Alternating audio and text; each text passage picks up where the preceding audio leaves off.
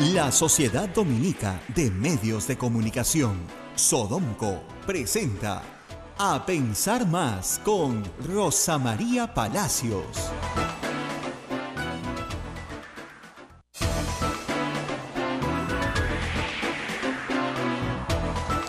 8 de la mañana y 1 minuto, señoras y señores, muy buenos días, bienvenidos a Pensar Más con Rosa María Palacio a través de las emisoras de la Sociedad Dominica de Medios de Comunicación. Estamos conectados en Lima a través de Radio Santa Rosa, Chimbote a través de Radio Santo Domingo, Arequipa a través de Radio San Martín, Cusco con Radio Veritas, Ucayali y Radio Cepagua, La Convención, Radio Quillabamba, Puerto Maldonado, Radio Madre de Dios, también en Huánuco con Radio Huánuco, Ayacucho, Radio La Voz de Ayacucho, Puno, Radio Pública, Ancash, Radio Moro, Huancayo, Radio Cumbre, Satipo, Radio Milenio y también a través de AM Tagua, que nos escuchan en todo el Perú, y usted también nos puede escuchar a través de nuestra página web ingresando a www.radiosantarosa.com.p, pulsa audio en vivo y ahí estamos en cualquier momento en su hogar. Rosa María Palacios, muy buenos días. Muy buenos días, amigos, en todo el Perú, ya mejor del resfrío, aunque todavía recuperándome. Y contarles a todos que hoy día vamos a hablar de corrupción. Va a estar con nosotros el presidente de Proética, Walter Albán. Vamos a hablar en profundo de corrupción, pero quiero iniciar el programa contándoles que durante el fin de semana que he pasado en cama, he recibido muchísimas tweets y muchísima información a través de Facebook sobre una supuesta, ¿cómo les explico?, invasión venezolana que va a acabar más o menos con la democracia en el Perú. De características tan similares, digamos, en los contenidos y en los mensajes, que esto es un psicosocial puro y duro, creado, presumo yo, para distraer la atención sobre asuntos de grave corrupción en el Perú. ¿Por qué presumo que es un psicosocial? Primero porque los mensajes son muy atractivos, pero todos falsos. Todos falsos, no hay nada de verdad en lo que se dice. Y ahora vamos a pasar a desmenuzar los mensajes, pero cuando se publica tanta falsedad de manera insistente e incluso se aclaran algunos de los puntos y se vuelve a repetir y se vuelve a repetir, ya no se trata de gente ignorante o confundida, se trata de gente armada de estos pseudoargumentos para descalificar a otro. En la historia de la humanidad, miren, los gobernantes, los políticos, los que tienen el poder, como ustedes los quieran llamar, han utilizado la xenofobia como una herramienta esencial para ser populares. ¿Qué es lo que haces? Le echas la culpa de tus problemas a lo foráneo, a lo que viene de afuera. O conviertes algo que es interno en foráneo. Ejemplo, Hitler y los judíos. Es el ejemplo clásico. La culpa de todo la tienen los judíos. La culpa de que perdiéramos la Primera Guerra Mundial la tienen los judíos. Los judíos tienen mucha plata, los judíos no pagan impuestos, los judíos son muy ricos, los judíos. Desde 1933, que asume el poder Hitler, hasta el 39, ya tenías una población culta, porque la población alemana era tremendamente culta, convencida de que la culpa de todo la tenían los judíos. ¿Y eso qué permitió? Un holocausto. La exterminación de millones de judíos. Entonces, lo mismo pasa en Latinoamérica. ¿Quién tiene la culpa? Los chilenos. Oiga, la guerra fue en el siglo XIX. Los chilenos, y los chilenos, y los chilenos, y los chilenos. Oiga, pero esos son los tatarabuelos, pues, de los que están. No importa, los chilenos. Siempre tienes que tener un enemigo exterior para justificar tu poder interior. ¿No es cierto? Siempre. Cuando caía el régimen de Alberto Fujimori, Montesinos trató de echarle la culpa de los problemas peruanos a las FARC en Colombia. No nos decía que les estaban vendiendo armas al mismo tiempo. Y así sucesivamente. Piensen ustedes en cualquier país del mundo. Hoy Donald Trump en los Estados Unidos le echa la culpa de los problemas económicos de Estados Unidos a la migración, a los acuerdos comerciales, a todo lo que es libertad. Las libertades, por supuesto, aterran a la mayoría de las personas que quieren orden y seguridad. Y aquellos que saben manipular a la población saben perfectamente que este es un mecanismo estupendo para desviar la atención y colocarla ahí donde no está. Hoy el problema en el Perú es corrupción, y la corrupción no la crearon los venezolanos. Ahora bien, vamos a las mentiras universales. En estas elecciones municipales van a votar 400.000 venezolanos. ¿No has leído? Van a votar todos los venezolanos. No sabía. Están metiéndolos al país para que voten. ¿Ya? En primer lugar, el padrón electoral del Perú, para que se hagan una idea, tiene más o menos 22 millones de electores, o 23 millones de electores. Ese es el padrón electoral.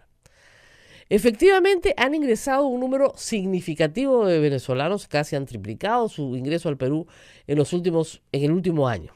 Muy bien. Llegan a los 380.000. Muy bien. ¿Pueden votar? No. ¿Y por qué, A ver, vamos a ver de dónde viene esta historia. Me he traído mi Constitución del 79, que es con la que estudié, porque es un poquito viejita, ¿ya? Pero que hasta que se desarma, pero les voy a leer. El artículo 253 de la Constitución de 1979, es viejísima. Ya, acá ninguno había nacido. Ya, muy bien. ¿Qué dice? Dice lo siguiente.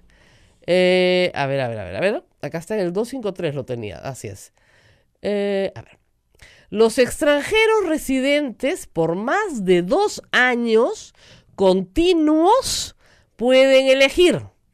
También pueden ser elegidos, salvo en las municipalidades fronterizas. O sea, sí pueden votar, sí, pero tienen que tener, primer requisito, 2 años de residencia en el Perú. ¿Todos los venezolanos que han entrado el último año tienen 2 años de residencia? No. Muy bien. Esa disposición de la Constitución del 79 se recoge en la ley orgánica, en la ley de elecciones municipales, que está publicada en octubre de 1997. Si bien no se recoge en la Constitución del 93, sí se recoge en la ley de elecciones municipales de 1997. Para los interesados, la ley 26864, que en su artículo 7º dice, a ver, esta ya es para brutos, los extranjeros mayores de 18 años, residentes por más de 2 años, continuos, previos a la elección, están facultados para elegir y ser elegidos, excepto en las municipalidades de frontera, siempre y cuando estén debidamente inscritos en el registro correspondiente. Para ejercer este derecho, el extranjero se identifica con su respectivo carnet de extranjería. ¿Ok? Los extranjeros en el Perú, los venezolanos, ¿qué tienen? ¿Tienen carnet de extranjería la mayoría? No. Tienen permiso temporal de permanencia que les permite quedarse 1 año, renovable a otro más. Ninguno tiene 2 años de residencia. ¿Cuántos extranjeros creen ustedes que están inscritos en el registro de RENIEC que ya se cerró, porque se cierra 120 días antes de las elecciones según la ley? ¿Cuántos creen? Échense un numerito.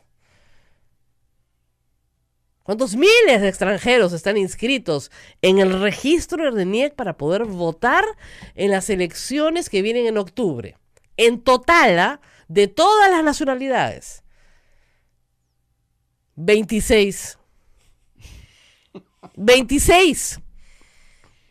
Hasta ayer por lo menos vieron el dato, eran 26 inscritos. De todas las nacionalidades, Esos son los miles de venezolanos que van a votar. Realmente, discúlpenme ustedes, esto no es casual. O sea, estos niveles de ignorancia no son casuales. La gente en el Twitter, en el Facebook, es gente también educada, gente que tiene acceso a las leyes, que tiene educación superior. Esto es un montaje. Segundo montaje. Hay una ley que les da un sueldo mínimo especial a los venezolanos. Por el amor de Dios, ¿me dan el número? Cada vez que lo pido, denme el número de esa ley. Quiero verla. Porque acá yo les he mostrado con la ley que están mintiendo. Pues yo no les puedo demostrar, ¿no es cierto?, que no existe una ley que dicen que existen. Más bien me tienen que enseñar la ley. No existe ninguna ley con ningún sueldo mínimo para venezolanos. Es exactamente el mismo sueldo mínimo para todos, 930 soles. Y todavía ponen que es 1.100 soles para venezolanos. Exactamente. Mientras para los peruanos se 900. quedan con 930. Claro, ¿no? o sea, es una mentira, pero gigantesca. Siguiente mentira. No hay acceso al CIS para los peruanos, pero sí para los venezolanos. Absolutamente falso. Absolutamente falso. ¿Ya? Hay un CIS independiente que si tú pagas 35 soles, te puedes afiliar. Cualquiera.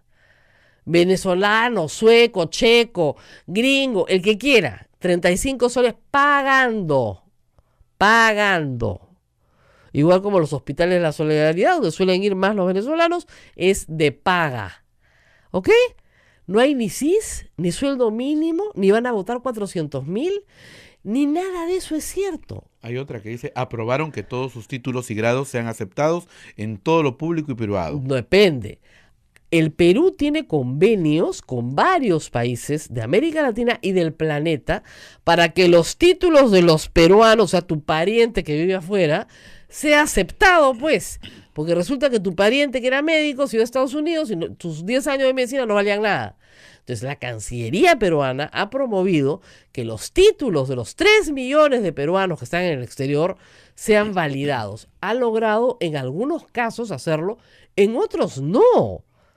En otros no. En Chile ha sido muy difícil, por ejemplo, para los abogados lograr que sus títulos sean reconocidos.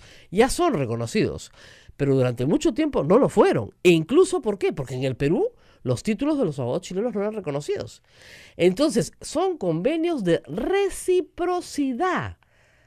Y si existen, ¿saben por qué es? Porque en el año 75, 76, 77, 78, miles de peruanos se fueron a Venezuela con una mano adelante y otra atrás a morirse de hambre y querían que sus títulos fueran validados.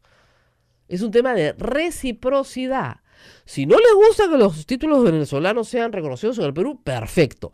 Cancelamos todos los convenios de reciprocidad con todo el planeta. ¿Qué les parece? O sea, realmente hay que tener 2 dedos de frente. Esas mentiras se vienen propalando en redes, pero dramáticamente. ¿Por qué? La pregunta que uno se hace es, cuando hay un psicosocial, ¿qué quieres tapar? Ah, y la otra es, todos los venezolanos son delincuentes. O, no todos, pero bastantes, ¿ya? Bueno, muy bien. Han atrapado a una banda, efectivamente, la del Tren de Aragua, que se ha introducido al Perú, como chapan bandas peruanas de narcotraficantes, de ladrones, que también se introducen en otros países del mundo. Como ustedes recordarán, en 1992 España nos puso visa y de ahí tuvimos que entrar en el sistema Schengen, todos los peruanos con visa, porque atraparon una banda de ladrones de automóviles en las carreteras de Barcelona. Un famosísimo caso, eran 40, todos eran peruanos y colombianos. Esa es la famita que tenemos afuera, pues tenemos famita de narcos también nosotros, ¿no? ¿Te gustaría que te digan narco afuera? Bueno, así te tratan. Muy bien. En el Perú, ¿cuántos detenidos en cárcel, reos en cárcel, venezolanos hay hoy? La población penitenciaria del Perú más o menos ya está por 70.000 personas, ¿ok? A ver, numerito. ¿Cuántos venezolanos, estos malditos desgraciados, hijos de su madre, ya? ¿Cuántos están? 70 y tantos. Y por delitos contra el patrimonio, es decir, robo, hurto, robo agravado, etcétera, 28. 28 de 70.000. Entonces, por el amor de Dios, hay de otras nacionalidades más, ¿ah? Más que de los venezolanos. Y considerando que son una masa más grande, sí. Ahora, que evidentemente tienes que pedirles algunas certificaciones para entrar al Perú, por supuesto, a nosotros también nos las piden cuando entramos a otro país. Por supuesto que sí. Pero yo creo que para el número de detenidos hoy en cárcel, la Dirección de Migraciones ha sido bastante diligente. Bastante diligente. Hay asaltos todos los días, pero los medios solamente cubren los asaltos de los venezolanos. Lo cual es bien raro, de nuevo. O sea, ahí, ¿por qué? Porque eso nos da miedo. Y lo que nos da miedo nos atrae. Eso es morbo. Es, metes en la agenda una razón más para tener miedo. Le tengo miedo a lo foráneo. Ah, entonces ellos son los culpables. Y la última, los venezolanos nos quitan los trabajos a los peruanos. Esa es la de Trump en Estados Unidos, que es magnífica. Está probado, y puedo traer al economista que ustedes quieran acá, que la migración de mano de obra calificada, y el 70% de los que vienen son profesionales, lo único que hace es incrementar el crecimiento de un país. Y no sé si se han dado cuenta, pero en el último semestre Perú ha crecido. No necesariamente por esa causa, pero el Perú no ha decrecido. O sea, ¿qué es lo que sucede? Tú metes una mano de obra calificada, el Estado no necesita educarla porque ya está educada, no necesita mantenerla en colegio, no necesita mandarla a la universidad, ya llega educadita, trabaja y produce. Al trabajar y producir, consume. Al consumir, paga impuestos. Al consumir, le da trabajo a otros peruanos. ¿O ustedes creen que todos esos cuartos que se alquilan en la ciudad de Lima no están generando un ingreso a miles de familias peruanas? ¿O dónde duermen los venezolanos? ¿O dónde comen los venezolanos? ¿O dónde van al baño? ¿O qué ropa se ponen? Todo eso es consumo. Y eso ha generado un incremento en las rentas de los limeños, por lo menos de los que están acá. Y de todas las ciudades del país. Entonces, no te quitan riqueza, al contrario, te aportan riqueza. Si no, los países civilizados no tendrían políticas migratorias para justamente atraer a gente profesional a sus países, que es la mejor mano de obra que te puede llegar. Todo, como ustedes ven, demolido en 19 minutos. Rapidísimo. No quedó nada del psicosocial. Pero es un psicosocial y hay que tener cuidado, porque la atención nuestra tiene que estar en Inostroza Pariachi, en Chávarri, en Ríos y sus amantes, en fin, en todo lo que hemos visto cada fin de semana, vemos más, y que vamos a ver ahora cuando regresemos con el doctor Walter Albán, para hablar un poco de la situación, de este modus operandi, del narcotráfico además en el Callao, y luego ver qué se puede hacer, porque hay muchos nombramientos del Consejo Nacional de la Magistratura en los más altos niveles que tienen que ser revisados, y de eso nadie está hablando. Volvemos después de la pausa. Sodomco, Sociedad Dominica de Medios de Comunicación.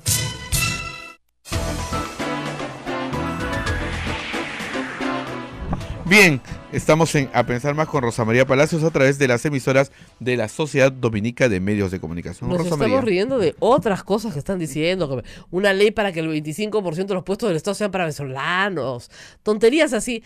Yo les pido a todos los que me están escribiendo que escriba esto que les he explicado, lo voy a tratar de hacer, pero ustedes bloqueen a las personas que les manden lo que se llama fake news, ¿ok? Fake news, ¿ya? Noticias falsas, todos, ¿no es cierto? Acá me ponen que me corrigen, gracias por la corrección, el aporte del CIS independiente es 39 soles, no 35 soles, gracias por la corrección, y el requisito es tener carnet de extranjería, y como les digo, la gran mayoría no tienen carnet de extranjería, ¿ok? Entonces, poco a poco podemos ir echando abajo este tipo de psicosocial que no solamente es, miren, es denigrante para un colectivo de personas que están viniendo a tratar de vivir por un tiempo un poquito mejor hasta que puedan regresar a su país. Ese es el problema de los venezolanos. No se quieren quedar acá. ¿Quién quiere quedarse acá, por el amor de Dios? Bueno, de verdad, pues, o sea, seamos sinceros. Nunca hemos tenido una ola migratoria en el Perú. ¿Nunca se han preguntado por qué? ¿Por qué, ah?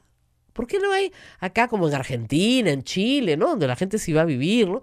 ¿Por qué acá nadie quiere venir a vivir? ¿Por qué será? ¿No? Por el clima tan dramático que tenemos, porque nieva en la costa, ¿no? Por las playas tan feas que tenemos. ¿Por qué será?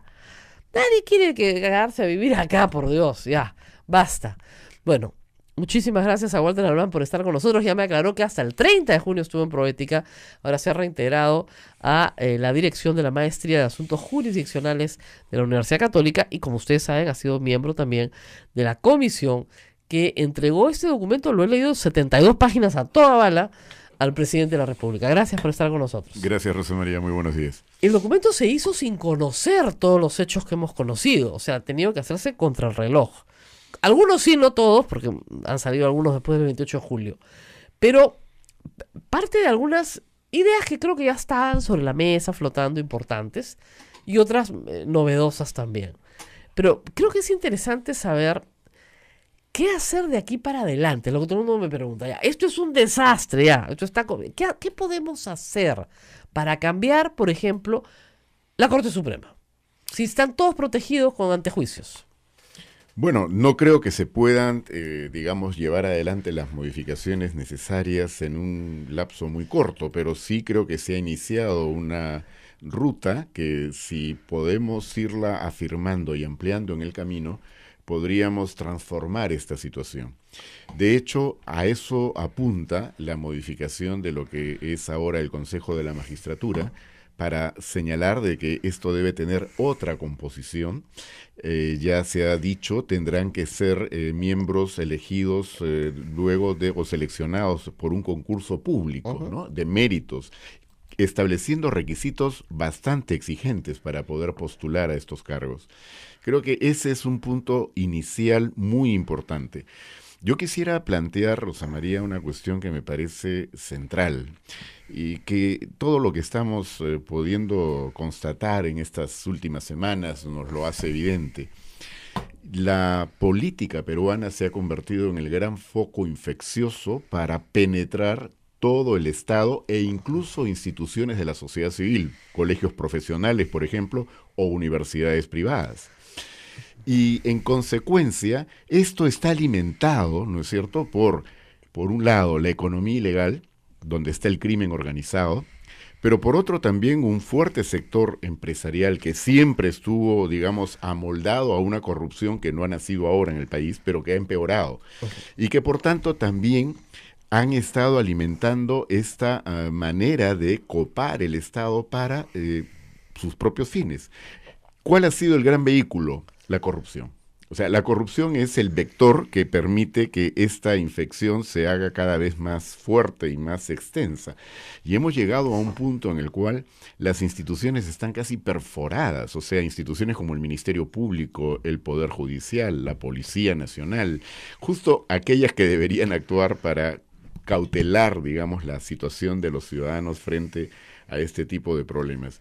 Nos estamos moviendo en ese escenario, y digo la política porque la política hoy día no es lo que muchos creen, una discusión sobre programas, sobre propuestas para el país. No, se han convertido en organizaciones que digamos, acogen a delincuentes o acogen a gente vinculada a delincuencia, ¿no es cierto?, sin ningún empacho, sin ningún reparo, no filtran nada, y entonces estamos viendo cómo municipios, gobiernos regionales, el propio Congreso, etcétera, tienen en sus filas a gente que proviene de estas organizaciones vinculadas a criminalidad organizada o a corrupción abierta. Entonces, en esta situación, la institucionalidad, que siempre fue débil en el país, está todavía mucho más afectada, y por eso es que no podemos esperar resultados inmediatos.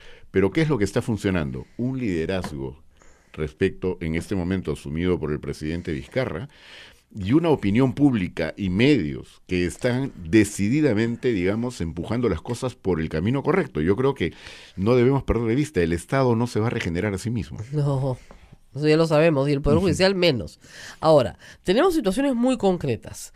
El Consejo Nacional de la Magistratura, que ha sido removido, efectuó nombramientos a todas luces irregulares. O sea, ya viendo su conducta ex post, es claro que ha sido controlado por fuerzas ajenas al Consejo, fuerzas políticas y fuerzas dentro de la misma judicatura. Es decir, Ríos y Nostroza tenían control sobre el Consejo. Es decir, los jueces tenían control y fiscales control sobre el Consejo que los elegía y ratificaba. Muy bien. ¿Qué hacemos con los nombramientos de ese Consejo? Son nombramientos, digamos, de los últimos 3 años. Hay que revisarlos, sobre todo los de la Corte Suprema. Ahora, ¿cómo hacer para revisar? ¿Quién los tiene que revisar? Un nuevo consejo. Muy bien. Ya. ¿Quiénes pueden conformar ese nuevo consejo? Ustedes hicieron algunas propuestas. Pues decía ya, pues la Madre Teresa de Calcuta ya murió. O sea, ¿de dónde sacamos 5 o 6 justos en Sodoma para que puedan dirigir ese consejo? Bueno, el Consejo está previsto, se pueda constituir o reconfigurar, ¿no es cierto?, sobre la base de la propuesta que hemos formulado, que es, como repito, una selección de gente que entra por concurso público con méritos suficientes, con una trayectoria que acredite. ¿Pero quién organiza el concurso? Bueno, el concurso lo hemos planteado en este momento como la entidad que está en el Estado a cargo de los concursos para carrera pública. Estamos hablando de servir. De servir. O sea, Así servir es. sería Así es. bien neutro. No es el Así es. Ejecutivo, o sea, es el Ejecutivo, claro, pero no es el presidente de la República, ni es el Congreso, ni es el mismo Poder Judicial. Se refiere a hacer un concurso público de méritos, con examen. Con examen, por supuesto. Ya. Y quienes postulen tienen que reunir varios requisitos, como digo, 30 años de ejercicio profesional. Ya. ¿No? Se está Para pensando supremos. Para miembros del Consejo de la Magistratura. Ah, ya, perdón. ¿No? Y esto, además, con una trayectoria que acredite haber conducido, haber ejercido cargos de responsabilidad y que acrediten que esto ha sido hecho sin ningún cuestionamiento, es decir, con una trayectoria de integridad, ¿no? Que no tengan conflicto de interés. Que no tengan conflicto que no de tengan estudio de interés, abogado, ni que- etcétera. claro. Todo esto está, o sea, la experiencia nos ha enseñado a dónde tenemos que apuntar. Hemos preferido no apostar a la representación que tiene hoy día el Consejo por lo que decía antes. Claro. Los colegios profesionales están Infiltrados. también infiltrados, Ahora, penetrados. eso nos va a Y generar lo propio ocurre con las Claro, universidades. eso nos va a generar un consejo de 5 miembros, ¿han propuesto ustedes? 5 miembros. 5 miembros, todos abogados. Todos abogados. Ya, el único problema de eso es el conflicto de interés. Entonces, yo decía que ¿por qué no ponemos una edad de 65 años para ser consejero? Bueno, el cálculo ha sido, lo hemos discutido bastante, el Claro. cálculo ha sido que al pedir 30 años de ejercicio, y Claro, todo, ya. estamos hablando de gente de 60 años por lo menos, ¿ah? Creo que esa es más o menos la... No me mire así, acabo de cumplir 30 años de ejercicio. ¿De verdad? ¿En serio? No, pero 30 con años. los otros... Yo tengo 54, nomás que le pasa con a los doctor? otros elementos, yo creo que eso de alguna manera apunta a ese promedio. Pero además está contemplado el tema de que no haya conflicto de interés, en el sentido de que no puede haber estado ejerciendo en un periodo previo Ya. al momento en el cual postula. Claro. ¿Ya? Ni litigios, ni consultas, ni nada. ¿Por qué? Porque lo que ha pasado, y lo hemos visto, es que un abogado en ejercicio, el caso, por ejemplo, más saltante ha sido Vladimir Paz de la Barra, deja su estudio, lo elige el Colegio de Abogados de Lima y termina siendo presidente del Consejo Nacional de la Magistratura. Terminaron sacando, lo terminaron removiendo. ¿Por qué? Porque tenía conflictos. Él decía, fue mi estudio, pero seguían filmando con Vladimir Paz de la Barra. Entonces, no se puede. Por más buena voluntad que le pongas, no se puede. Claro, y este conflicto de intereses se extiende en muchos aspectos. Por ejemplo, a ver, ¿cuál es la situación en el Congreso del señor Miki Torres? Por ¿No ejemplo. es cierto? O sea, él dice, yo ya no soy del estudio, ahora soy mis hermanos. Claro, pero cuando... Pero cuando- él, que ha sido promotor del señor Camayo y Claro, que le veía y todos cuando los- te quedes sin chamba en el 2021, ¿a dónde vas a regresar? Y ¿A lo tu granja de peor, pollos? No, a si tu además abogado, tenemos o sea. un artículo en la Constitución, el artículo 92, que dice que la dedicación, o sea, que todo congresista tiene dedicación a tiempo completo, En las pero horas. en las horas de funcionamiento del Congreso. ¿Qué les está diciendo? Que cuando no funciona el Congreso, que es bastante extensa también, extenso el tiempo en el que no funciona, entonces pueden ejercer lo que quieran. Ahora hay que decir una cosa, los congresistas abogados siempre han sido un problema. Siempre han sido un problema. Disculpen, pero es verdad, yo soy abogado. Los congresistas abogados, ¿por qué? No ahora, pero cuando teníamos la vigencia de la Constitución del 79 y la Corte Suprema se ratificaba en el Senado y habían senadores abogados, bueno, no se imaginan el poder que tenían, porque de ellos dependía que ratificaran a los jueces de la Corte Suprema. Entonces, un senador, en sus ratos libres, iba a informar a la Corte Suprema y la Corte Suprema se arrodillaba, porque su nombramiento al año siguiente dependía de ahí.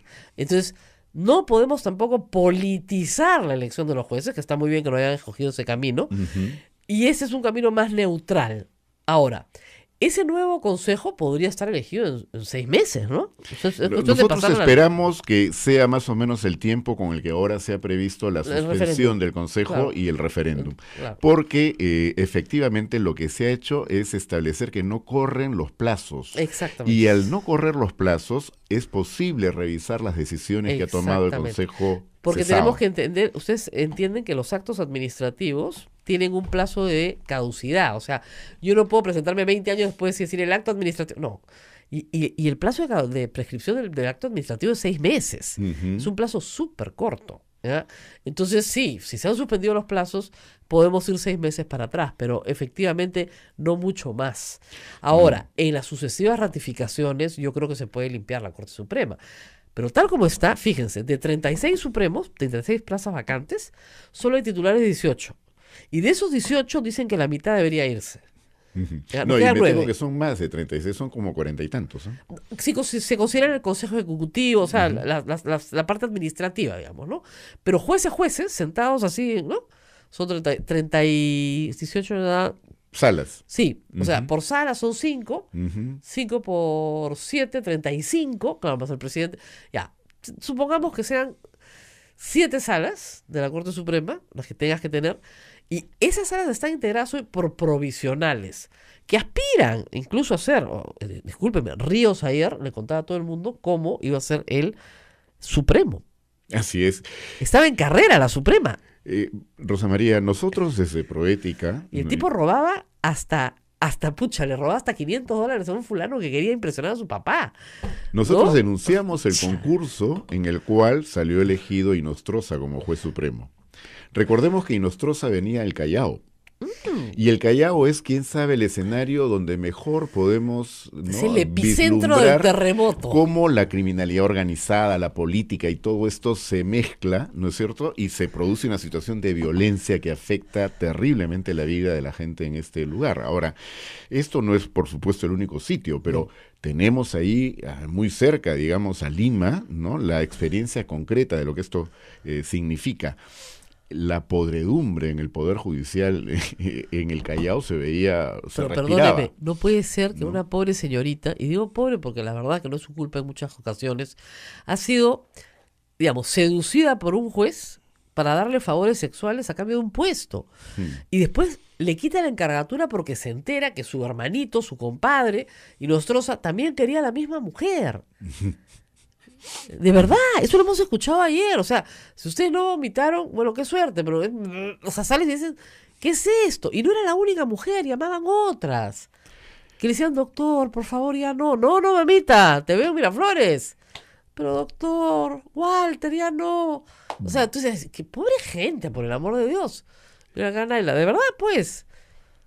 O sea, este sujeto no solamente era corrupto porque vendía puestos en el Poder Judicial sobornando a los miembros del Consejo Nacional de Magistratura, o porque le daba favores a narcotraficantes, o porque cobraba entradas de fútbol y vendía y compraba todo lo que había para vender a comprar, sino que también se aprovechaba de las mujeres que trabajaban subordinadamente a él. Ese es el caso clásico de abuso sexual en el empleo, porque la que está subordinada no puede decir que no. Está subordinada, tiene temor de perder su trabajo. Entonces, este sujeto conseguía favores sexuales a través de sus subordinadas. Y después llamaba a su esposa y le decía, amorcito lindo, tú sabes que yo haría cualquier cosa por ti, mi vida, mi amor, mi corazón. En fin, ya, vamos a la pausa. Sí, pero algo antes de terminar. Sí, que yo decía, ese proceso fue muy cuestionado porque se manejó oscuramente y quedó claro cómo estaba trabajando el Consejo de la Magistratura. Esa decisión y después la incorporación como juez supremo de Ángel Romero, o sea, dos personas absolutamente cuestionadas, dejando o desplazando a quienes más bien eran personas idóneas que fueron muy mal calificadas por ese Consejo Claro, lógico. de la Magistratura. Pero lo que hay que tener presente es que después incorporaron a 4 más a la Corte Suprema. Por eso se hablaba de que el próximo presidente del Poder Judicial iba a ser el señor Romero. Claro, él no, además se jactaba, ya estaba todo arreglado. El APRA retornaba a controlar, era el personero de Alan García. Ese iba a ser el presidente de la Corte Suprema.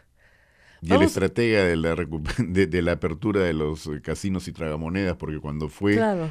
expulsado del Poder Judicial por precisamente prácticas Ya irregulares. lo habían votado. Así es. Es como Inostroza. Inostroza postuló 7 veces. Ujú. 7 veces.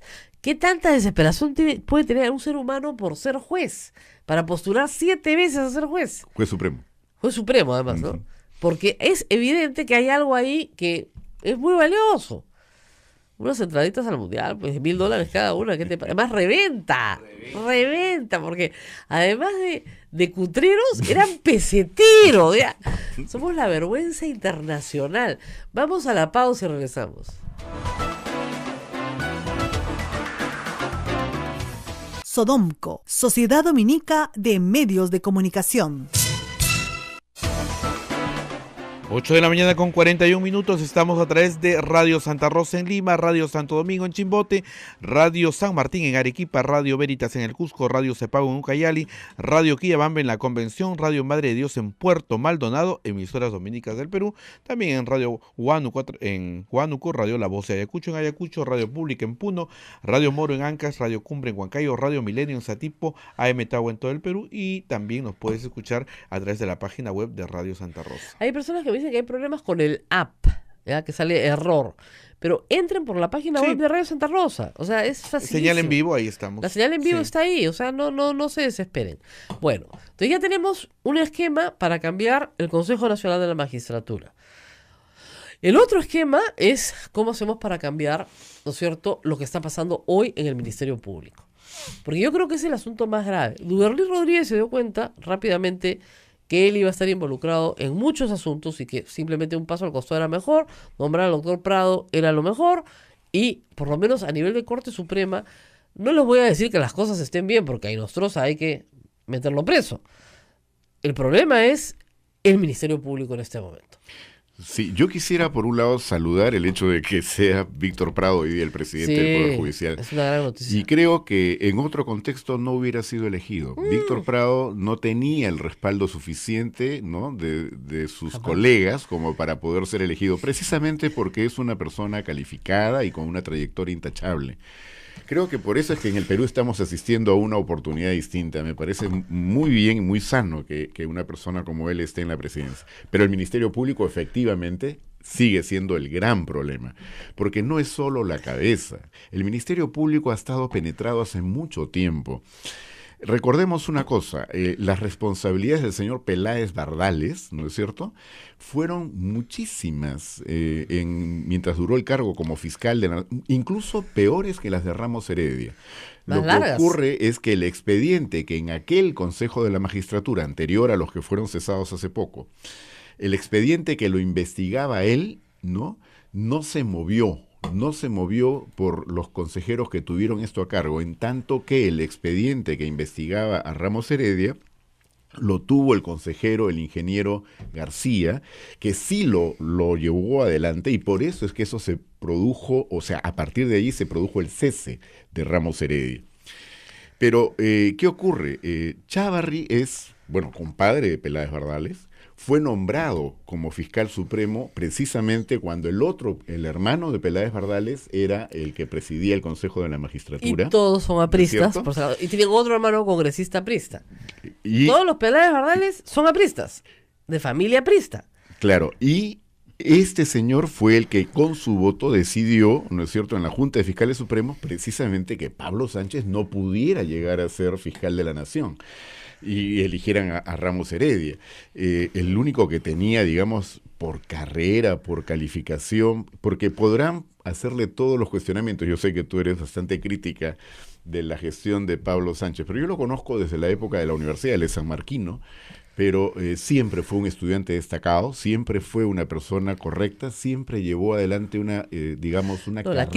La crítica no es a su corrección, la crítica es a la incompetencia para resolver el caso Lavallato. Bueno, pero es una incompetencia que yo creo que tendrá que ser examinada con mucho mayor cuidado, porque el caso es realmente muy complejo, no es un asunto fácil. En el propio Brasil han tenido dificultades para poder avanzar, ahora lo están haciendo, y yo creo que ahora nos aprestábamos ya a una etapa distinta en el Ministerio Público, pero todo esto está ahora en cuestión, porque definitivamente mientras Chávarri esté a la cabeza no hay forma, no solo para el caso Lavallato, para nada. Yo creo que ya varios pero no quiere renunciar.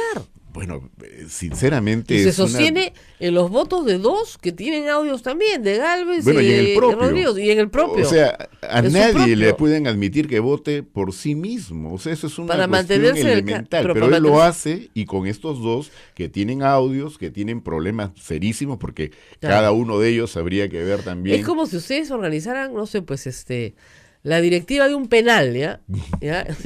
Claro, pues, los violadores somos más, ¿no? Entonces, oye, un momentito, esto no es un tema democrático, es un tema de quiénes son los que están capacitados para ejercer el cargo. Pero lo peligroso acá es ver cómo el fujimorismo no quiere sacarlo del cargo. No, para nada, ¿No al es cierto? contrario. Manda a sus operadores mediáticos. La vocera, la señora letona, sale a decir de que no se van a sumar al cargamontón que hay contra Chávarri, por Dios.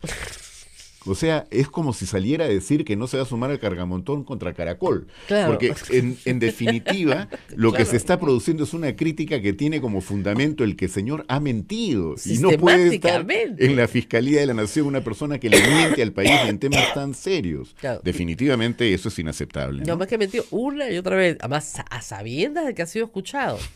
O sea, si tú sabes que te han escuchado durante 6 meses, bueno, por lo menos dices, sí, pues efectivamente, pensé que los caviares me perseguían, pues entonces quería un almuerzo con periodistas para convencer a los caviares de que soy buena gente, ¿no?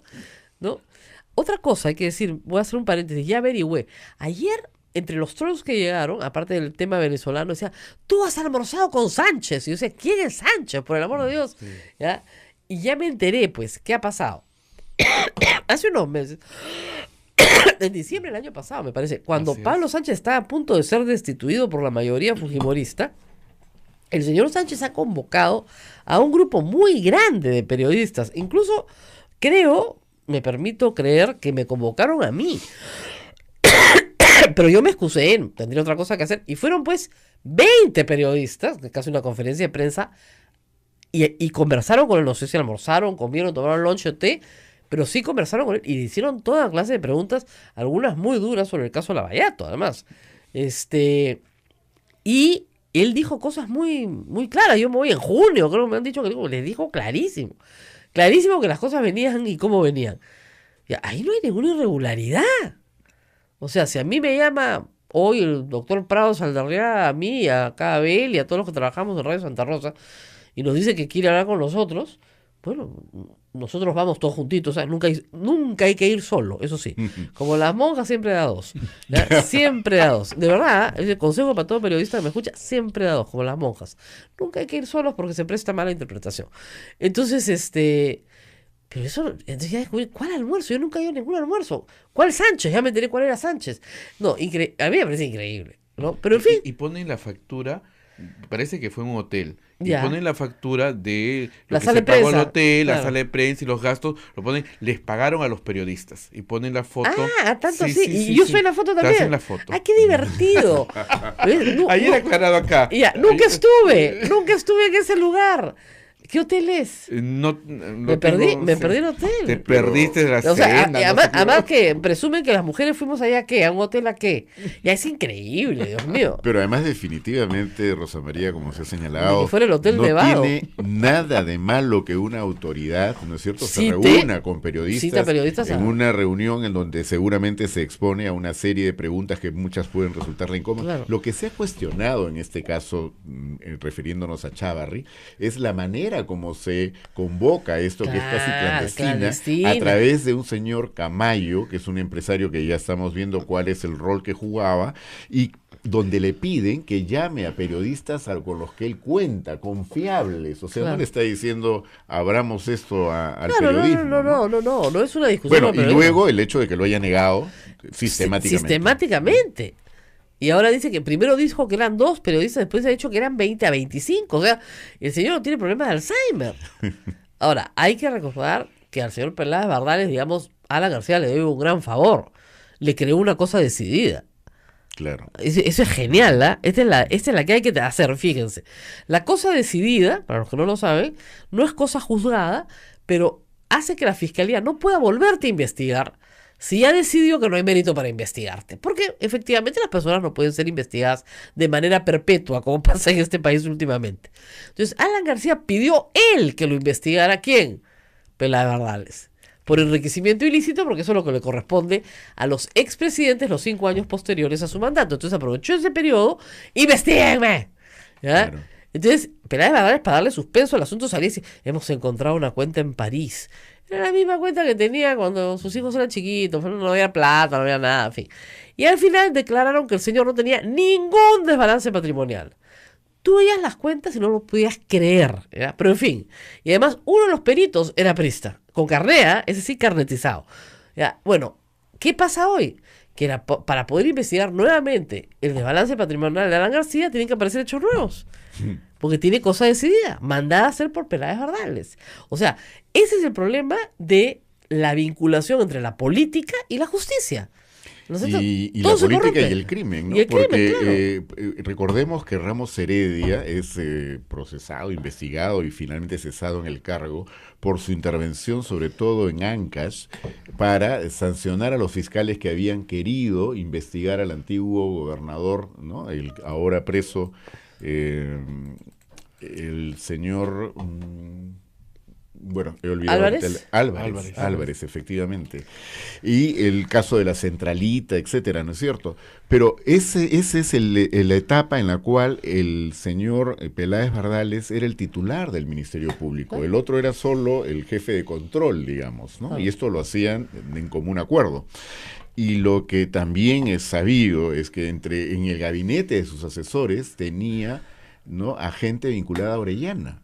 Sí. Y esto él lo supo porque se le hizo conocer este asunto que hacía pues peligrar porque las coordinaciones dentro del Estado no podían estar siendo filtradas directamente a Orellana en materias de seguridad y sin embargo no tomó ninguna medida respecto a eso. Claro.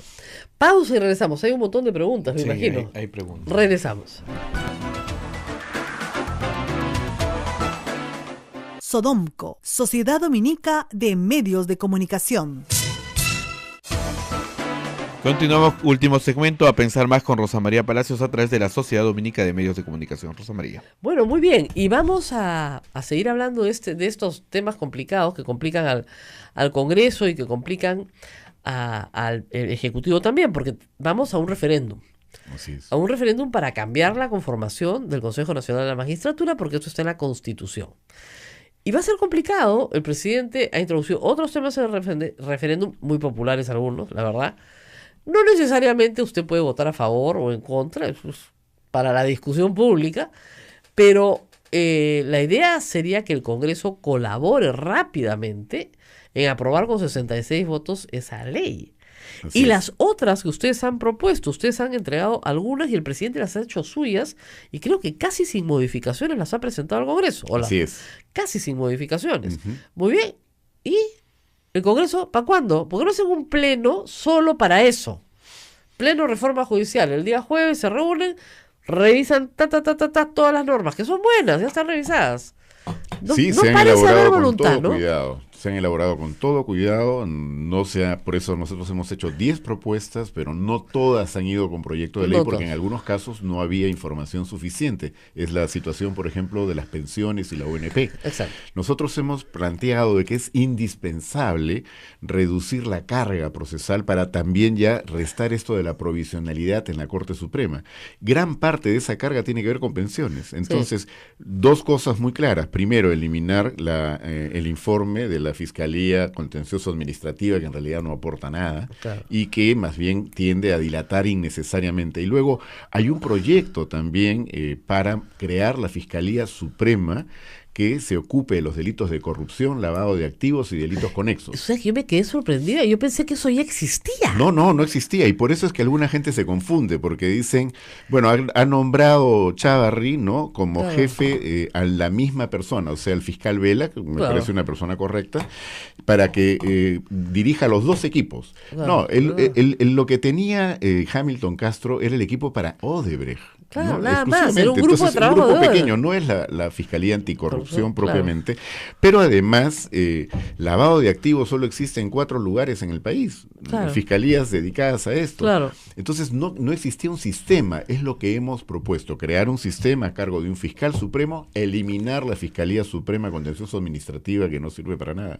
Claro. Y hay también la necesidad de que el Congreso se ocupe de algunas propuestas que Pablo Sánchez había presentado. Claro, porque los temas contenciosos administrativos, a ver, son de particulares con el Estado. Así es. Y el Estado tiene procuradores. ¿Para qué queremos al fiscal? No tendría nada que hacer ahí. Son lo casi que ocurre temas es que civiles. esos procedimientos se dilatan innecesariamente por muchísimo tiempo esperando informes que no aportan, repito, nada. Absolutamente nada. Yo también estoy de acuerdo. Es más, hay cosas que no deberían pasar al contencioso administrativo. Por supuesto. Y yo prohibiría al Estado ir al contencioso administrativo. Claro que eso ya es una cuestión revolucionaria, ¿no?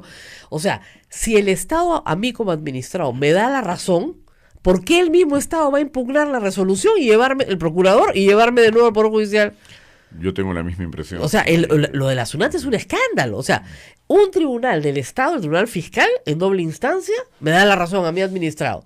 Y la SUNAT me lleva al contencioso administrativo. ¿Cómo puede ser eso? Si es del mismo Estado. ¿No? Y por supuesto en el contencioso administrativo me tienen 10 años para después cobrarme todos los intereses, que son millones de millones. ¿Para qué? Esa es una forma de la SUNAT para obligarte a pagar aunque no debas. ¿Ya? Y ese es un problema bien grave. Entonces yo prohibiría el contencioso administrativo para el Estado. Es un derecho del administrado defenderse del Estado, no del Estado defenderse, atacar al administrado. Con eso resuelven la mitad de los problemas, ¿eh? Coincido, creo que ahí hay un punto todavía poco conocido que hay que trabajar más a fondo, pero hay que ir a esa decisión.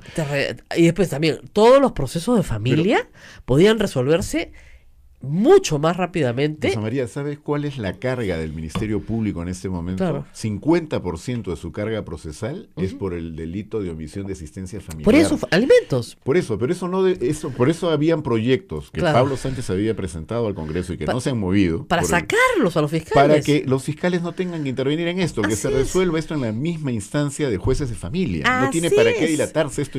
Y el Ministerio Público debe ocuparse de perseguir el delito, que es lo que nos está agobiando en este momento. Así es. Entonces tú les quitas el contencioso administrativo y les quitas alimentos y se acabó, se dedican a perseguir criminales. Porque hoy en día, ¿cuál es el trabajo de la fiscalía? ¿Cuál es el trabajo del abogado penalista? Arreglar en fiscalía. O sea, si no lo matas en la comisaría, lo arreglas en fiscalía.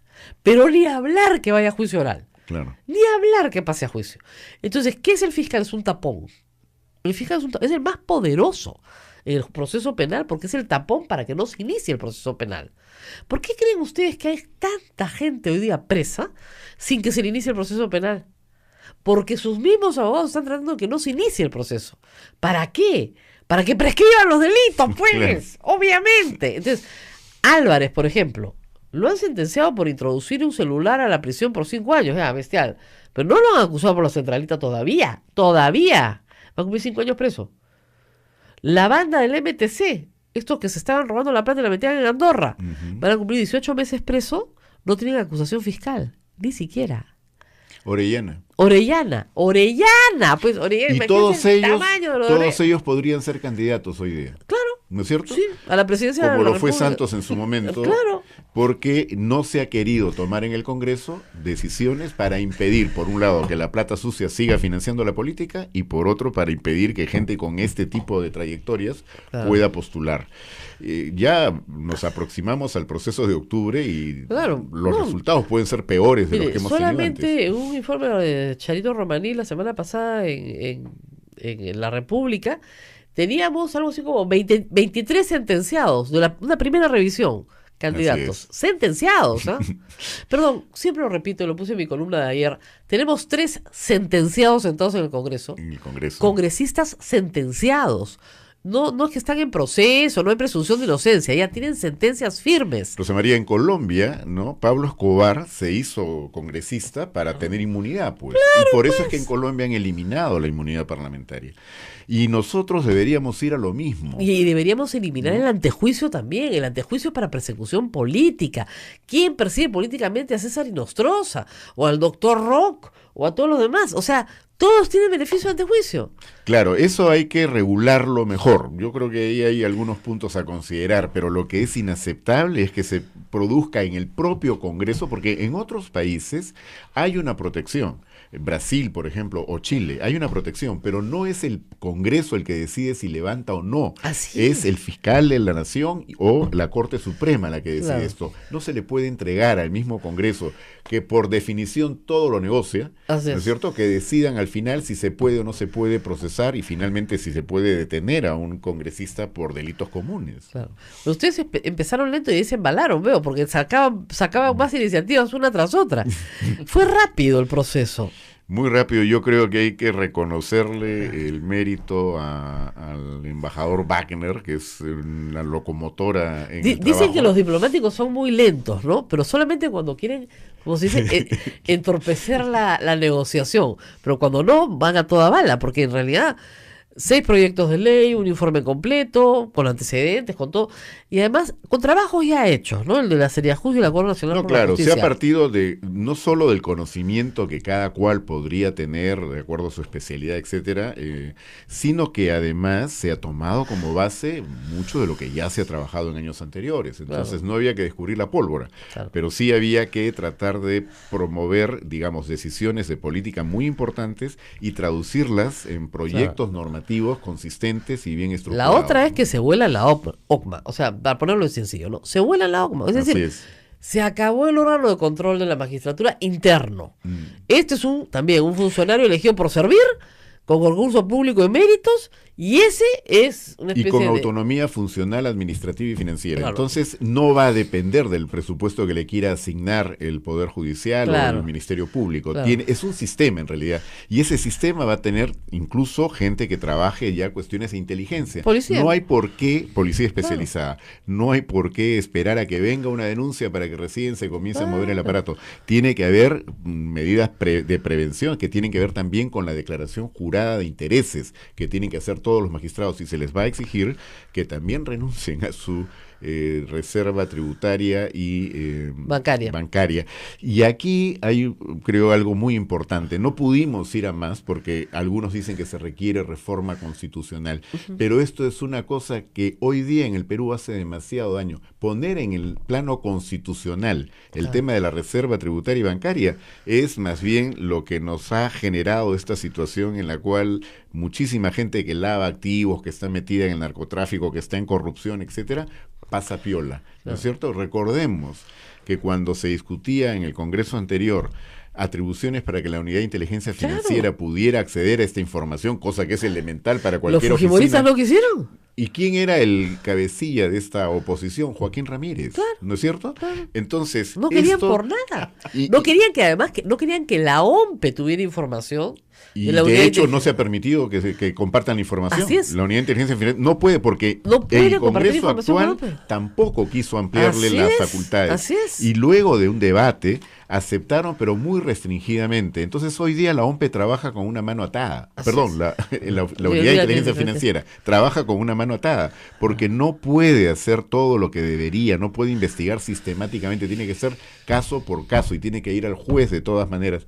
Estamos allí entrampados en un país con los niveles de lavado de activos que tenemos, con la economía ilegal que ha crecido de una forma Claro. espantosa.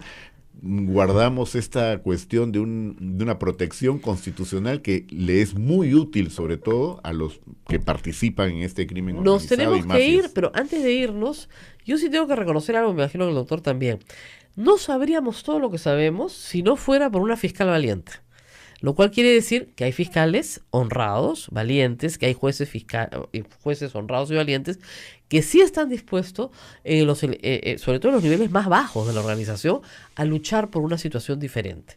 Rosa María, cuando se produjo la caída de Alberto Fujimori y se destaparon todos los escándalos, el Poder Judicial había estado intervenido, el Ministerio Público también, recordemos a Blancanelia Colán, cuyo secretario general era pues Chávez, ¿no? Y Medrano. Bueno, y Rodríguez Medrano en el Poder Judicial. Controlaba todo el circuito. Sin embargo, bastó que se generara toda la, digamos, la reacción a partir del gobierno transitorio de Valentín Paniagua, la creación de la Procuraduría Especial a cargo de José Ugaz en ese momento, y de pronto comenzaron a aparecer jueces y fiscales que estaban absolutamente comprometidos en la lucha contra la corrupción.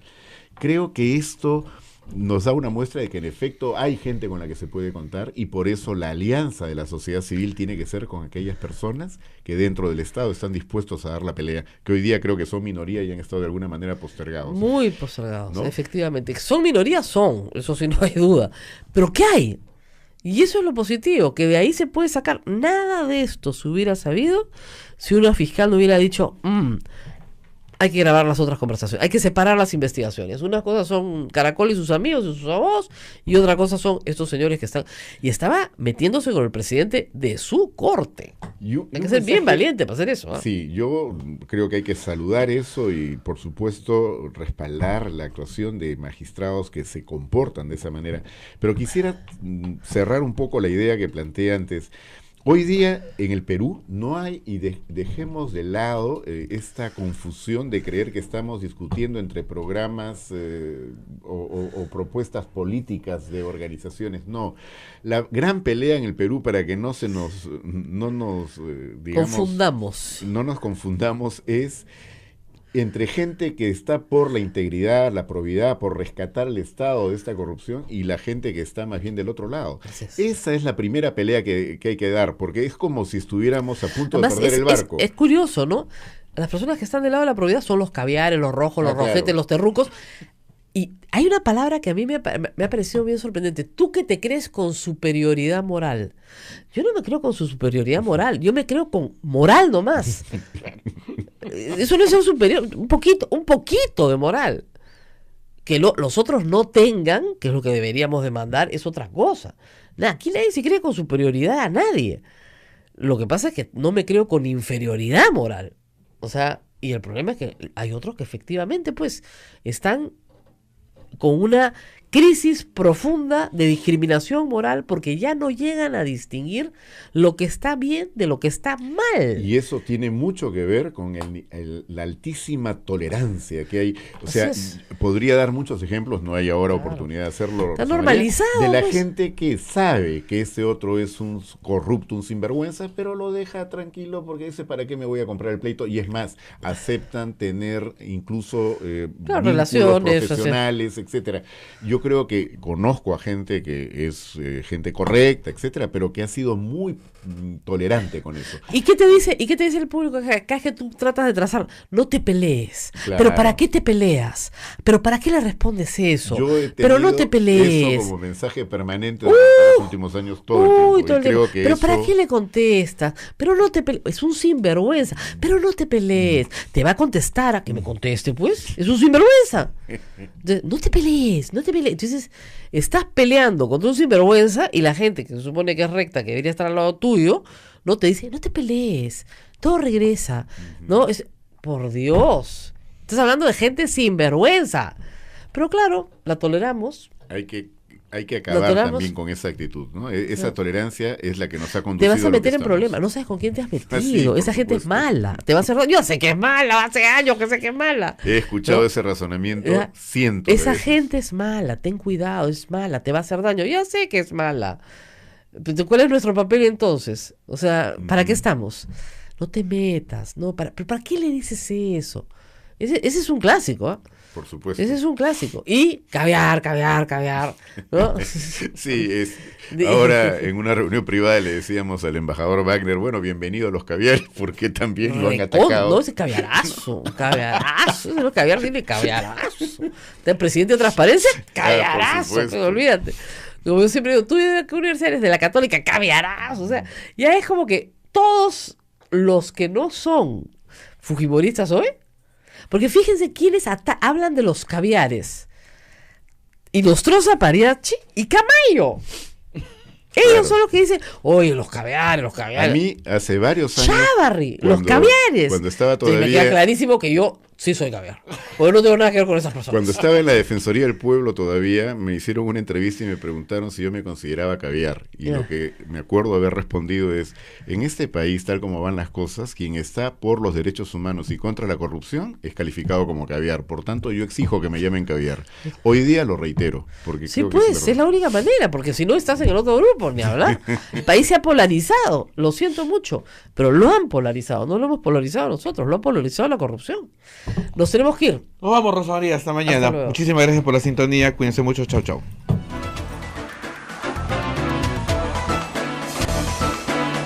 Hasta aquí, A Pensar Más con Rosa María Palacios.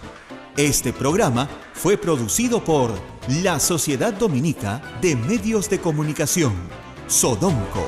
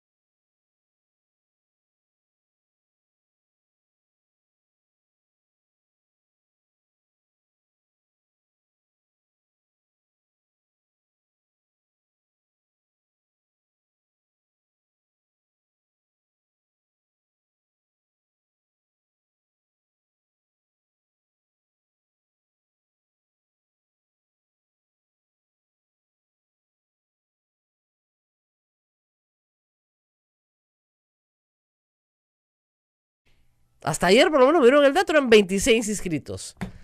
De todas las nacionalidades, ¿ah? Esos son los miles de venezolanos que van a votar. Realmente, discúlpenme ustedes, esto no es casual. O sea, estos niveles de ignorancia no son casuales. La gente en el Twitter, en el Facebook, es gente también educada, gente que tiene acceso a las leyes, que tiene educación superior. Esto es un montaje. Segundo montaje. Hay una ley que les da un sueldo mínimo especial a los venezolanos. Por el amor de Dios, ¿me dan el número? Cada vez que lo pido, denme el número de esa ley. Quiero verla. Porque acá yo les he mostrado con la ley que están mintiendo. Pues yo no les puedo demostrar, ¿no es cierto?, que no existe una ley que dicen que existen. Más bien me tienen que enseñar la ley. No existe ninguna ley con ningún sueldo mínimo para venezolanos. Es exactamente el mismo sueldo mínimo para todos, 930 soles. Y todavía ponen que es 1.100 soles para venezolanos. Exactamente. Mientras para los peruanos se 900. quedarán con 930. Claro, o sea, es una mentira, pero gigantesca. Siguiente mentira. No hay acceso al CIS para los peruanos, pero sí para los venezolanos. Absolutamente falso. Absolutamente falso. ¿Ya? Hay un CIS independiente que si tú pagas 35 soles, te puedes afiliar. Cualquiera. Venezolano, sueco, checo, gringo, el que quiera. 35 soles pagando. Pagando. Igual como los hospitales de la solidaridad, donde suelen ir más los venezolanos, es de paga. ¿Ok? No hay ni CIS, ni sueldo mínimo, ni van a votar 400,000, ni nada de eso es cierto. Hay otra que dice, aprobaron que todos sus títulos y grados sean aceptados en todo lo público y privado. No depende. El Perú tiene convenios con varios países de América Latina y del planeta para que los títulos de los peruanos, o sea, tu pariente que vive afuera, sea aceptado, pues. Porque resulta que tu pariente que era médico se iba a Estados Unidos y tus 10 años de medicina no valían nada.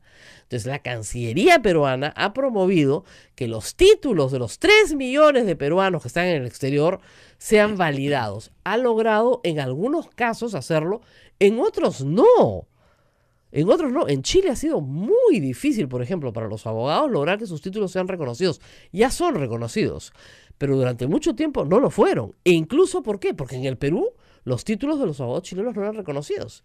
Entonces, son convenios de reciprocidad. Y si existen, ¿saben por qué es? Porque en el año 75, 76, 77, 78, miles de peruanos se fueron a Venezuela con una mano adelante y otra atrás a morirse de hambre y querían que sus títulos fueran validados. Es un tema de reciprocidad. Si no les gusta que los títulos venezolanos sean reconocidos en el Perú, perfecto. Cancelamos todos los convenios de reciprocidad con todo el planeta. ¿Qué les parece? O sea, realmente hay que tener 2 dedos de frente. Esas mentiras se vienen propalando en redes, pero dramáticamente. ¿Por qué? La pregunta que uno se hace es, cuando hay un psicosocial, ¿qué quieres tapar? Ah, y la otra es, todos los venezolanos son delincuentes. O, no todos, pero bastantes, ¿ya? Bueno, muy bien. Han atrapado a una banda, efectivamente, la del Tren de Aragua, que se ha introducido al Perú, como chapan bandas peruanas de narcotraficantes, de ladrones, que también se introducen en otros países del mundo. Como ustedes recordarán, en 1992, España nos puso visa, y de ahí tuvimos que entrar en el sistema Schengen, todos los peruanos con visa, porque atraparon una banda de ladrones de automóviles en las carreteras de Barcelona. Un famosísimo caso, eran 40, todos eran peruanos y colombianos. Esa es la famita que tenemos afuera, pues tenemos famita de narcos también nosotros, ¿no? ¿Te gustaría que te digan narco afuera? Bueno, así te tratan. Muy bien. En el Perú, ¿cuántos detenidos en cárcel, reos en cárcel, venezolanos hay hoy? La población penitenciaria del Perú más o menos ya está por 70,000 personas, ¿ok? A ver, numerito. ¿Cuántos venezolanos, estos malditos desgraciados, hijo de su madre, ya? ¿Cuántos están? 70 y tantos. Y por delitos contra el patrimonio, es decir, robo, hurto, robo agravado, etcétera, 28. 28 de 70,000. Entonces, por el amor de Dios, hay de otras nacionalidades más, ¿ah? más que de los venezolanos, y considerando que son una masa más grande, sí. Ahora, que evidentemente tienes que pedirles algunas certificaciones para entrar al Perú, por supuesto, a nosotros también nos las piden cuando entramos a otro país. Por supuesto que sí. Pero yo creo que para el número de detenidos hoy en cárcel, la Dirección de Migraciones ha sido bastante diligente. Bastante diligente. Hay asaltos todos los días, pero los medios solamente cubren los asaltos de los venezolanos. Lo cual es bien raro, de nuevo. O sea, ahí, ¿por qué? Porque eso nos da miedo. Y lo que nos da miedo nos atrae. Eso es morbo. Metes en la agenda una razón más para tener miedo. Le tengo miedo a lo foráneo. Entonces ellos son los culpables. Y la última, los venezolanos nos quitan los trabajos a los peruanos. Esa es la de Trump en Estados Unidos, que es magnífica. Está probado, y puedo traer al economista que ustedes quieran acá, que la migración de mano de obra calificada, y el 70% de los que vienen son profesionales, lo único que hace es incrementar el crecimiento de un país. Y no sé si se han dado cuenta, pero en el último semestre Perú ha crecido. No necesariamente por esa causa, pero el Perú no ha decrecido. O sea, ¿qué es lo que sucede? Tú metes una mano de obra calificada, el Estado no necesita educarla porque ya está educada, no necesita mantenerla en colegio, no necesita mandarla a la universidad, ya llega educadita, trabaja y produce. Al trabajar y producir, consume. Al consumir, paga impuestos. Al consumir, le da trabajo a otros peruanos. ¿O ustedes creen que todos esos cuartos que se alquilan en la ciudad de Lima no están generando un ingreso a miles de familias peruanas? ¿O dónde duermen los venezolanos? ¿O dónde comen los venezolanos? ¿O dónde van al baño? ¿O qué ropa se ponen? Todo eso es consumo. Y eso ha generado un incremento en las rentas de los limeños, por lo menos de los que están acá. Y de todas las ciudades del país. Entonces, no te quitan riqueza, al contrario, te aportan riqueza. Si no, los países civilizados no tendrían políticas migratorias para justamente atraer a gente profesional a sus países, que es la mejor mano de obra que te puede llegar. Todo, como ustedes ven, demolido en 19 minutos. Rapidísimo. No quedó nada del psicosocial. Pero es un psicosocial y hay que tener cuidado, porque la atención nuestra tiene que estar en Inostroza Pariachi, en Chávarri, en Ríos y sus amantes, en fin, en todo lo que hemos visto. Cada fin de semana vemos más y que vamos a ver ahora cuando regresemos con el doctor Walter Albán para hablar un poco de la situación de este modus operandi del narcotráfico, además en el Callao, y luego ver qué se puede hacer, porque hay muchos nombramientos del Consejo Nacional de la Magistratura en los más altos niveles que tienen que ser revisados. Y de eso nadie está hablando. Volvemos después de la pausa. Sodomco, Sociedad Dominica de Medios de Comunicación.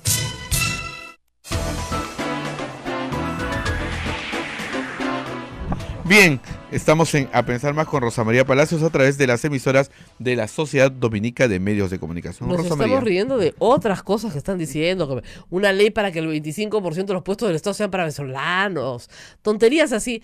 Yo les pido a todos los que me están escribiendo que escriba esto que les he explicado, lo voy a tratar de hacer, pero ustedes bloqueen, porque yo creo que es el asunto más grave. Duberly Rodríguez se dio cuenta rápidamente que él iba a estar involucrado en muchos asuntos y que simplemente un paso al costado era mejor, nombrar al doctor Prado era lo mejor, y por lo menos a nivel de Corte Suprema, no les voy a decir que las cosas estén bien, porque a Inostroza hay que meterlo preso. El problema es el Ministerio Público en este momento. Sí, yo quisiera por un lado saludar el hecho de que sea Víctor Prado hoy día el presidente del Poder Judicial. Es una gran noticia. Y creo que en otro contexto no hubiera sido elegido. Víctor Prado no tenía el respaldo suficiente, ¿no?, de sus colegas como para poder ser elegido, precisamente porque es una persona calificada y con una trayectoria intachable. Creo que por eso es que en el Perú estamos asistiendo a una oportunidad distinta. Me parece muy bien, muy sano que una persona como él esté en la presidencia. Pero el Ministerio Público efectivamente sigue siendo el gran problema, porque no es solo la cabeza. El Ministerio Público ha estado penetrado hace mucho tiempo. recordemos una cosa, las responsabilidades del señor Peláez Bardales, ¿no es cierto?, fueron muchísimas mientras duró el cargo como fiscal, incluso peores que las de Ramos Heredia. Más Lo que largas. ocurre es que el expediente que en aquel Consejo de la Magistratura, anterior a los que fueron cesados hace poco, el expediente que lo investigaba él, no se movió por los consejeros que tuvieron esto a cargo, en tanto que el expediente que investigaba a Ramos Heredia lo tuvo el consejero, el ingeniero García, que sí lo llevó adelante, y por eso es que eso se produjo, o sea, a partir de allí se produjo el cese de Ramos Heredia. Pero, ¿qué ocurre? Chávarri es, compadre de Peláez Bardales, fue nombrado como fiscal supremo precisamente cuando el hermano de Peláez Bardales, era el que presidía el Consejo de la Magistratura. Y todos son apristas, ¿cierto? por si acaso. Y tienen otro hermano congresista aprista. Y, Todos los Peláez Bardales son apristas, de familia aprista. claro, y este señor fue el que con su voto decidió, ¿no es cierto?, en la Junta de Fiscales Supremos, precisamente que Pablo Sánchez no pudiera llegar a ser fiscal de la Nación y eligieran a Ramos Heredia. El único que tenía, digamos, por carrera, por calificación, porque podrán hacerle todos los cuestionamientos. Yo sé que tú eres bastante crítica de la gestión de Pablo Sánchez, pero yo lo conozco desde la época de la universidad, él es sanmarquino, pero siempre fue un estudiante destacado, siempre fue una persona correcta, siempre llevó adelante una La carrera crítica, dentro del la Ministerio crítica Público. no es a su corrección, la crítica es a la incompetencia para resolver el caso Lavallato. Bueno, pero es una incompetencia que yo creo que tendrá que ser examinada Con el con tiempo. mucho mayor cuidado, porque el caso es realmente muy complejo, no es un asunto fácil. Así En el es. propio Brasil han tenido dificultades para poder avanzar, ahora lo están haciendo, y yo creo que ahora nos aprestábamos ya a una etapa distinta en el Ministerio Público, pero todo esto está ahora en cuestión, porque definitivamente mientras Chávarri esté a la cabeza no hay forma, no solo para el caso Lavajato, para nada. Para nada. Yo creo que ya varios Pero han, no quiere renunciar. Bueno, sinceramente Y se es una- sostiene en los votos de dos que tienen audios también, de Gálvez Bueno, y en el propio. Rodríguez, y en el propio. O sea, a Es su nadie propio. le pueden admitir que vote por sí mismo. O sea, eso es una Para cuestión mantenerse en el elemental. pero Pero para él lo mantenerse- hace, y con estos dos que tienen audios, que tienen problemas serísimos, porque Claro. cada uno de ellos habría que ver también. Es como si ustedes organizaran, no sé, pues la directiva de un penal, ¿ya? ¿Ya? Claro, pues, los violadores somos más, ¿no? Entonces, oye, un momentito, esto no es un tema democrático, es un tema de quiénes son los que están capacitados para ejercer el cargo. Pero lo peligroso acá es ver cómo el fujimorismo no quiere sacarlo del cargo. No, para nada, ¿No al es cierto? contrario, manda a sus operadores mediáticos. La vocera, la señora Letona, sale a decir de que no se van a sumar al cargamontón que hay contra Chávarri, por Dios. O sea, es como si saliera a decir que no se va a sumar al cargamontón contra Caracol. Claro. Porque en definitiva, lo que Claro. se está produciendo es una crítica que tiene como fundamento el que el señor ha mentido. Y no puede estar Sistemáticamente. en la Fiscalía de la Nación una persona que le miente al país en temas tan serios. Claro. Definitivamente eso es inaceptable, Yo ¿no? más que metido una y otra vez, además a sabiendas de que ha sido escuchado. O sea, si tú sabes que te han escuchado durante 6 meses, bueno, por lo menos dices, sí, pues efectivamente, pensé que los caviares me perseguían, pues entonces quería un almuerzo con periodistas para convencer a los caviares de que soy buena gente, ¿no? Otra cosa, hay que decir, voy a hacer un paréntesis, ya averigüé. Ayer, entre los trolls que llegaron, aparte del tema venezolano, decía, tú has almorzado con Sánchez. Y yo decía, ¿quién es Sánchez? Por el amor de Dios. ¿Ya? Y ya me enteré, pues, ¿qué ha pasado?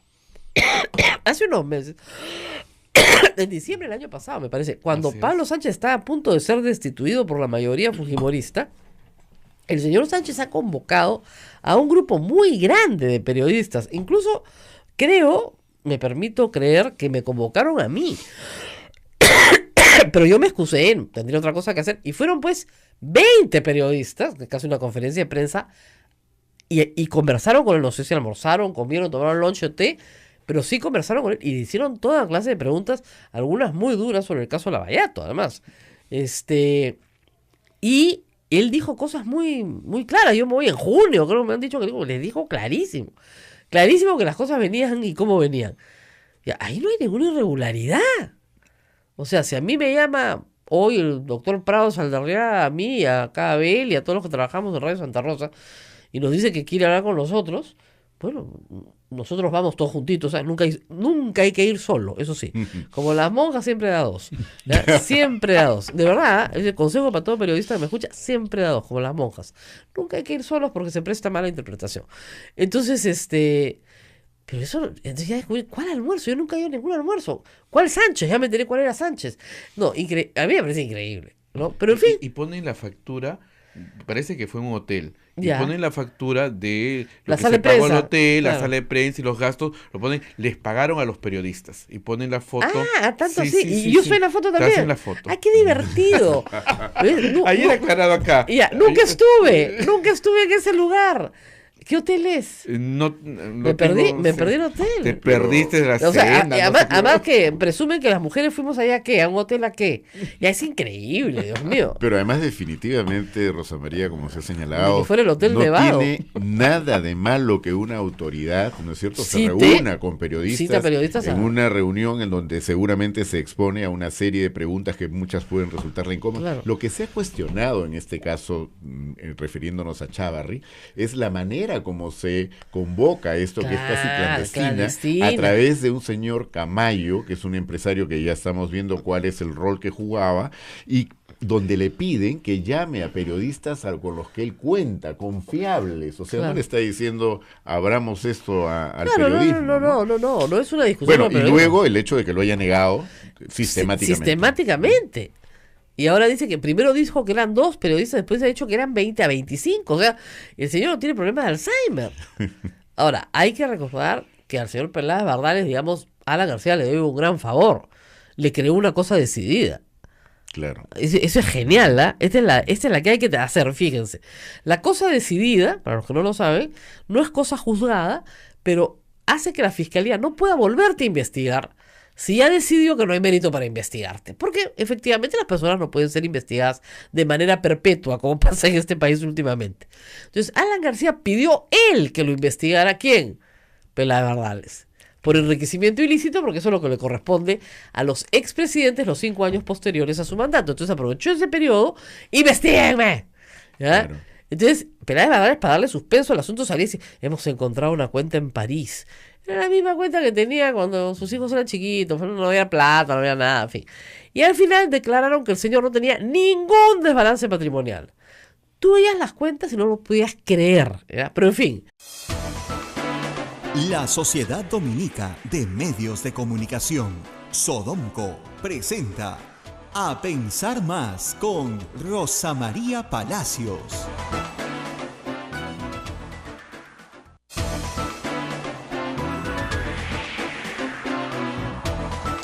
Ocho de la mañana y 1 minuto, señoras y señores, muy buenos días, bienvenidos a Pensar Más con Rosa María Palacio a través de las emisoras de la Sociedad Dominica de Medios de Comunicación. Estamos conectados en Lima a través de Radio Santa Rosa, Chimbote a través de Radio Santo Domingo, Arequipa a través de Radio San Martín, Cusco con Radio Veritas, Ucayali, Radio Cepagua, La Convención, Radio Quillabamba, Puerto Maldonado, Radio Madre de Dios, también en Huánuco con Radio Huánuco, Ayacucho, Radio La Voz de Ayacucho, Puno, Radio Pública, Ancash, Radio Moro, Huancayo, Radio Cumbre, Satipo, Radio Milenio y también a través de AM Tagua, que nos escuchan en todo el Perú, y usted también nos puede escuchar a través de nuestra página web ingresando a www.radiosantarosa.com.p, pulsa audio en vivo y ahí estamos en cualquier momento en su hogar. Rosa María Palacios, muy buenos días. Muy buenos días, amigos, en todo el Perú, ya mejor del resfrío, aunque todavía recuperándome. Y contarles a todos que hoy día vamos a hablar de corrupción. Va a estar con nosotros el presidente de Proética, Walter Albán.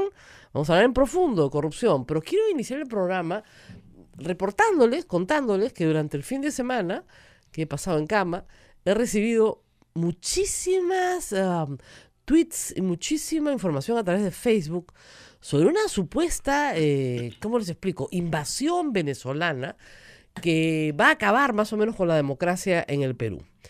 De características tan similares, digamos, en los contenidos y en los mensajes, que esto es un psicosocial puro y duro, creado, presumo yo, para distraer la atención sobre asuntos de grave corrupción en el Perú. ¿Por qué presumo que es un psicosocial? Primero porque los mensajes son muy atractivos, pero todos falsos. Todos falsos, no hay nada de verdad en lo que se dice. Y ahora vamos a pasar a desmenuzar los mensajes, pero cuando se publica tanta falsedad de manera insistente, e incluso se aclaran algunos de los puntos y se vuelve a repetir y se vuelve a repetir, ya no se trata de gente ignorante o confundida, se trata de gente armada de estos pseudoargumentos para descalificar a otro. En la historia de la humanidad, miren, los gobernantes, los políticos, los que tienen el poder, como ustedes los quieran llamar, han utilizado la xenofobia como una herramienta esencial para ser populares. ¿Qué es lo que haces? Le echas la culpa de tus problemas a lo foráneo, a lo que viene de afuera. O conviertes algo que es interno en foráneo. Ejemplo, Hitler y los judíos. Es el ejemplo clásico.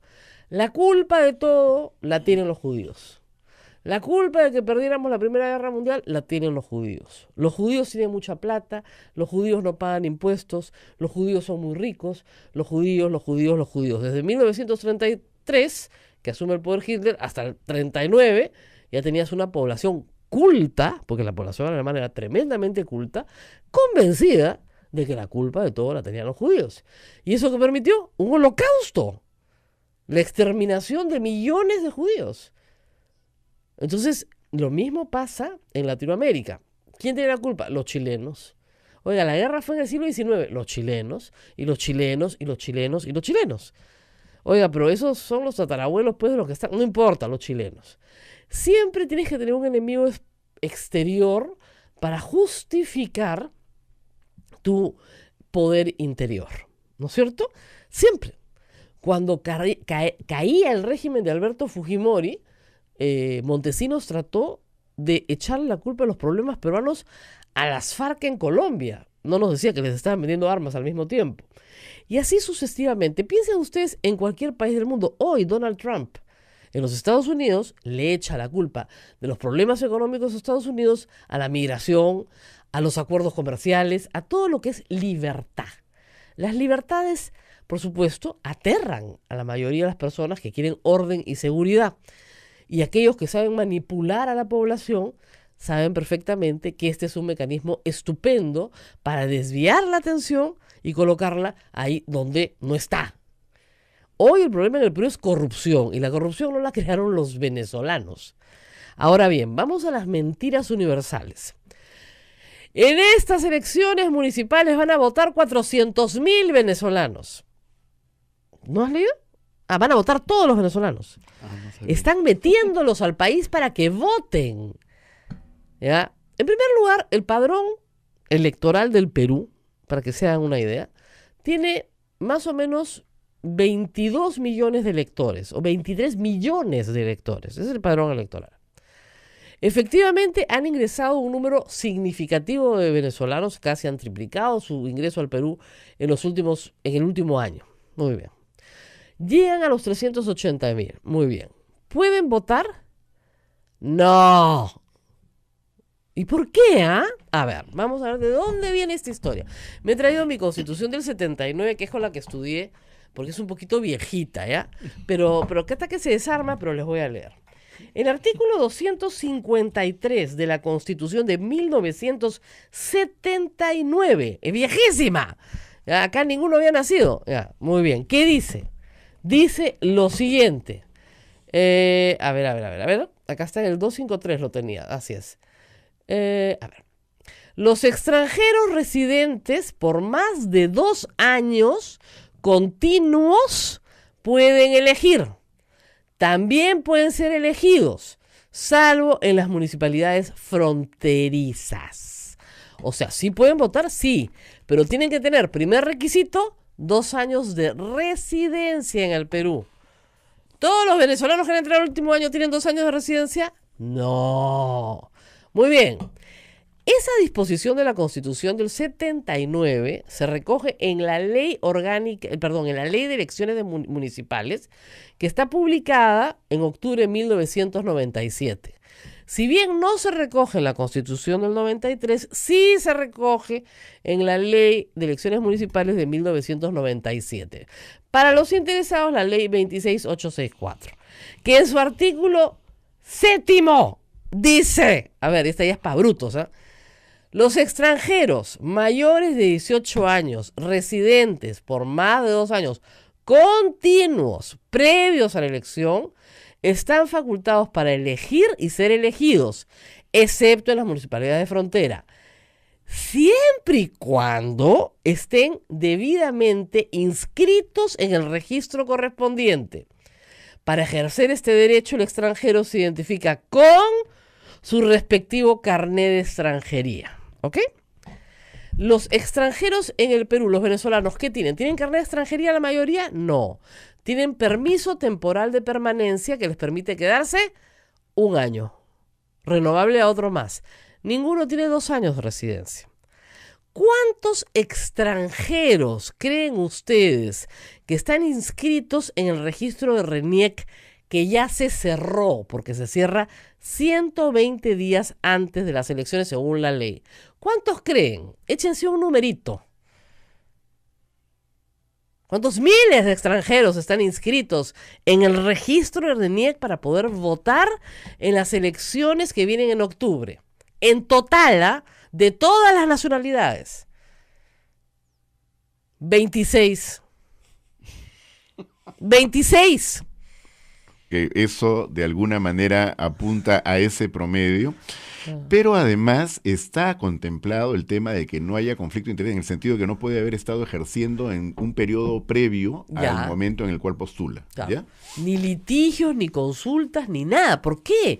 Porque lo que ha pasado, y lo hemos visto, es que un abogado en ejercicio, el caso, por ejemplo, más saltante ha sido Vladimir Paz de la Barra, deja su estudio, lo elige el Colegio de Abogados de Lima, y termina siendo presidente del Consejo Nacional de la Magistratura. Lo terminaron sacando, lo terminaron removiendo. ¿Por qué? Porque tenía conflictos. Él decía, fue mi estudio, pero seguían filmando con Vladimir Paz de la Barra. Entonces, no se puede. Por más buena voluntad que le pongas, no se puede. Claro, y este conflicto de intereses se extiende en muchos aspectos. Por ejemplo, a ver, ¿cuál es la situación en el Congreso del señor Miki Torres? Por ejemplo. ¿No es cierto? O sea, él dice, yo ya no soy del estudio, ahora soy mis hermanos. Claro, pero cuando él, que ha sido promotor del señor Camayo y claro, que le veía todo. Y cuando te quedes sin chamba en el 2021, ¿a dónde vas a regresar? Y ¿A tu granja de pollos? No, si además tenemos un artículo en la Constitución, el artículo 92, que dice que la dedicación, o sea, que todo congresista tiene dedicación a tiempo completo, pero en las horas de funcionamiento del Congreso, ¿qué les está diciendo? Que cuando no funciona el Congreso, que es bastante extensa también, extenso el tiempo en el que no funciona, entonces pueden ejercer lo que quieran. Ahora hay que decir una cosa, los congresistas abogados siempre han sido un problema. Siempre han sido un problema. Disculpen, pero es verdad, yo soy abogado. Los congresistas abogados, ¿por qué? No ahora, pero cuando teníamos la vigencia de la Constitución del 79 y la Corte Suprema se ratificaba en el Senado y habían senadores abogados, bueno, no se imaginan el poder que tenían, porque de ellos dependía que ratificaran a los jueces de la Corte Suprema. Entonces, un senador, en sus ratos libres, iba a informar a la Corte Suprema y la Corte Suprema se arrodillaba, porque su nombramiento al año siguiente dependía de ahí. Entonces, no podemos tampoco politizar la elección de los jueces, que está muy bien que no hayan escogido ese camino, y ese es un camino más neutral. Ahora, ese nuevo consejo podría estar elegido en 6 meses, ¿no? Nosotros esperamos que sea más o menos el tiempo con el que ahora se ha previsto la suspensión del consejo y el referéndum. Claro. Porque efectivamente lo que se ha hecho es establecer que no corren los plazos. Exactamente. Y al no correr los plazos, es posible revisar las decisiones que ha tomado el consejo. Porque tenemos que entender, ustedes entienden que los actos administrativos tienen un plazo de caducidad. O sea, yo no puedo presentarme 20 años después y decir el acto administrativo. No. Y el plazo de prescripción del acto administrativo es 6 meses. Es un plazo súper corto. ¿Ya? Entonces, sí, si se han suspendido los plazos, podemos ir 6 meses para atrás, pero efectivamente no mucho más. Ahora, en las sucesivas ratificaciones, yo creo que se puede limpiar la Corte Suprema. Pero tal como está, fíjense, de 36 supremos, 36 plazas vacantes, solo hay titulares 18. Y de esos 18 dicen que la mitad debería irse. Ujú. Ya, No, nos y quedan me temo 9. que son más de 36, son como 40 y tantos, ¿no? Si se considera el Consejo Ejecutivo, o sea, la parte administrativa, digamos, ¿no? Pero jueces, sentados así, ¿no? Son 18 de edad. Salas. Sí, o sea, Ujú. por sala son 5, Ujú. 5 por 7, 35, claro, más el presidente. Ya, supongamos que sean 7 salas de la Corte Suprema, las que tengas que tener, y esas salas están integradas hoy por provisionales, que aspiran incluso a ser, discúlpeme, Ríos ayer le contaba a todo el mundo cómo iba a ser el Supremo. Así es. Estaba en carrera la Suprema, Rosa María, nosotros desde Proética, y el tipo robaba pucha, le robaba hasta $500 a un fulano que quería impresionar a su papá. nosotros ¿no? denunciamos el concurso en el cual salió elegido Inostroza como juez supremo. Recordemos que Inostroza venía del Callao. Y el Callao es, quién sabe, el escenario donde mejor podemos, ¿no?, Es el epicentro del vislumbrar terremoto. cómo la criminalidad organizada, la política y todo esto se mezcla, ¿no es cierto? Y se produce una situación de violencia que afecta terriblemente la vida de la gente en este lugar. Ahora, esto no es, por supuesto, el único sitio, pero tenemos ahí muy cerca, digamos, a Lima, ¿no?, la experiencia concreta de lo que esto significa. La podredumbre en el Poder Judicial en el Callao se veía, se Pero respiraba. perdóneme, no puede ser que ¿No? una pobre señorita, y digo pobre porque la verdad que no es su culpa en muchas ocasiones, ha sido, digamos, seducida por un juez para darle favores sexuales a cambio de un puesto. Y después le quita la encargatura porque se entera que su hermanito, su compadre, Inostroza, también quería a la misma mujer. De verdad, eso lo hemos escuchado ayer. O sea, si ustedes no vomitaron, bueno, qué suerte, pero, o sea, salen y dicen, ¿qué es esto? Y no era la única mujer, llamaban otras. Que le decían, doctor, por favor, ya no. No, mamita, te veo en Miraflores. Pero doctor, Walter, ya no. O sea, entonces, qué pobre gente, por el amor de Dios. Mira acá, Naila, de verdad, pues. O sea, este sujeto no solamente era corrupto porque vendía puestos en el Poder Judicial sobornando a los miembros del Consejo Nacional de Magistratura, o porque le daba favores a narcotraficantes, o porque cobraba entradas de fútbol y vendía y compraba todo lo que había para vender a comprar, sino que también se aprovechaba de las mujeres que trabajaban subordinadamente a él. Ese es el caso clásico de abuso sexual en el empleo, porque la que está subordinada no puede decir que no. Está subordinada, tiene temor de perder su trabajo. Entonces, este sujeto conseguía favores sexuales a través de sus subordinadas. Y después llamaba a su esposa y le decía, amorcito lindo, tú sabes que yo haría cualquier cosa por ti, mi vida, mi amor, mi corazón. En fin, ya, vamos a la pausa. Sí, pero algo antes de terminar. Sí, que yo decía, ese proceso fue muy cuestionado porque se manejó oscuramente y quedó claro cómo estaba trabajando el Consejo de la Magistratura.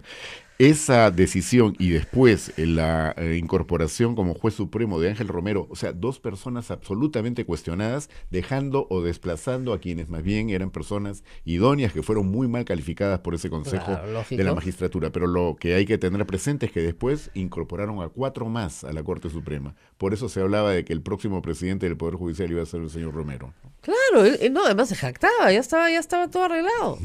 El APRA retornaba a controlar, era el personero de Alan García. Ese iba a ser el presidente de la Corte Suprema. Y el Vamos- estratega de de la apertura de los casinos y tragamonedas, porque cuando fue Claro. expulsado del Poder Judicial por precisamente prácticas Ya irregulares. lo habían votado. Así es. Es como Inostroza. Inostroza postuló 7 veces. Ujú. 7 veces. ¿Qué tanta desesperación puede tener un ser humano por ser juez? Para postular 7 veces a ser juez. Juez Supremo. Juez supremo, además, ¿no? Ujú. Porque es evidente que hay algo ahí que es muy valioso. Unas entraditas al mundial, pues $1,000 cada una. ¿Qué te parece? Además, reventa, porque además de cutreros, eran peseteros. Ya. Somos la vergüenza internacional. Vamos a la pausa y regresamos. Sodomco, Sociedad Dominica de Medios de Comunicación. 8 de la mañana con 41 minutos, estamos a través de Radio Santa Rosa en Lima, Radio Santo Domingo en Chimbote, Radio San Martín en Arequipa, Radio Veritas en el Cusco, Radio Cepago en Ucayali, Radio Quillabamba en la Convención, Radio Madre de Dios en Puerto Maldonado, emisoras dominicas del Perú, también en Radio Huánuco en Huánuco, Radio La Voz de Ayacucho en Ayacucho, Radio Pública en Puno, Radio Moro en Ancas, Radio Cumbre en Huancayo, Radio Milenio en Satipo, AM Tagua en todo el Perú y también nos puedes escuchar a través de la página web de Radio Santa Rosa. Hay personas que me dicen que hay problemas con el app, ¿ya? Que sale error. Pero entren por la página web de Radio Santa Rosa. O sea, es facilísimo. Señal en vivo, ahí estamos. La señal en vivo está ahí. O sea, no se desesperen. Bueno, entonces ya tenemos un esquema para cambiar el Consejo Nacional de la Magistratura. El otro esquema es cómo hacemos para cambiar, ¿no es cierto?, lo que está pasando hoy en el Ministerio Público. Las personas que les manden lo que se llama fake news, ¿ok? Fake news, ¿ya? Noticias falsas. Todos, ¿no es cierto? Acá me ponen que me corrigen, gracias por la corrección, el aporte del CIS independiente es 39 soles, no 35 soles, gracias por la corrección. Y el requisito es tener carnet de extranjería. Y como les digo, la gran mayoría no tienen carnet de extranjería, ¿ok? Entonces, poco a poco podemos ir echando abajo este tipo de psicosocial que no solamente es, miren, es denigrante para un colectivo de personas que están viniendo a tratar de vivir por un tiempo un poquito mejor hasta que puedan regresar a su país. Ese es el problema de los venezolanos. No se quieren quedar acá. ¿Quién quiere quedarse acá, por el amor de Dios? Bueno, de verdad, pues, o sea, seamos sinceros. Nunca hemos tenido una ola migratoria en el Perú. ¿Nunca se han preguntado por qué? ¿Por qué, ah? ¿Por qué no hay acá como en Argentina, en Chile, ¿no? Donde la gente sí va a vivir, ¿no? ¿Por qué acá nadie quiere venir a vivir? ¿Por qué será? ¿No? Por el clima tan dramático que tenemos, porque nieva en la costa, ¿no? Por las playas tan feas que tenemos. ¿Por qué será? Nadie quiere quedarse a vivir acá, por Dios, ya, basta. Bueno, muchísimas gracias a Walter Albán por estar con nosotros. Ya me aclaró que hasta el 30 de junio estuvo en Proética. Ahora se ha reintegrado a la dirección de la Maestría de Asuntos Jurisdiccionales de la Universidad Católica y, como ustedes saben, ha sido miembro también de la comisión que entregó este documento. Lo he leído 72 páginas a toda bala al presidente de la República. Gracias por estar con nosotros. Gracias, Rosa María. Muy buenos días. El documento se hizo sin conocer todos los hechos que hemos conocido. O sea, ha tenido que hacerse contra el reloj. Algunos sí, no todos, porque han salido algunos después del 28 de julio. Pero parte de algunas ideas que creo que ya estaban sobre la mesa, flotando, importantes, y otras novedosas también. Pero creo que es interesante saber qué hacer de aquí para adelante. Lo que todo el mundo me pregunta, ya, esto es un desastre, ya, esto está... ¿Qué podemos hacer para cambiar, por ejemplo, la Corte Suprema? Si están todos protegidos con antejuicios. Bueno, no creo que se puedan, digamos, llevar adelante las modificaciones necesarias en un lapso muy corto, pero sí creo que se ha iniciado una ruta que, si podemos irla afirmando y ampliando en el camino, podríamos transformar esta situación. De hecho, a eso apunta la modificación de lo que es ahora el Consejo de la Magistratura, para señalar de que esto debe tener otra composición. Ya se ha dicho, tendrán que ser miembros elegidos luego de o seleccionados por un concurso público, ¿no? De méritos, estableciendo requisitos bastante exigentes para poder postular a estos cargos. Creo que ese es un punto inicial muy importante. Yo quisiera plantear, Rosa María, una cuestión que me parece central y que todo lo que estamos pudiendo constatar en estas últimas semanas nos lo hace evidente. La política peruana se ha convertido en el gran foco infeccioso para penetrar todo el Estado e incluso instituciones de la sociedad civil, colegios profesionales, por ejemplo, o universidades privadas.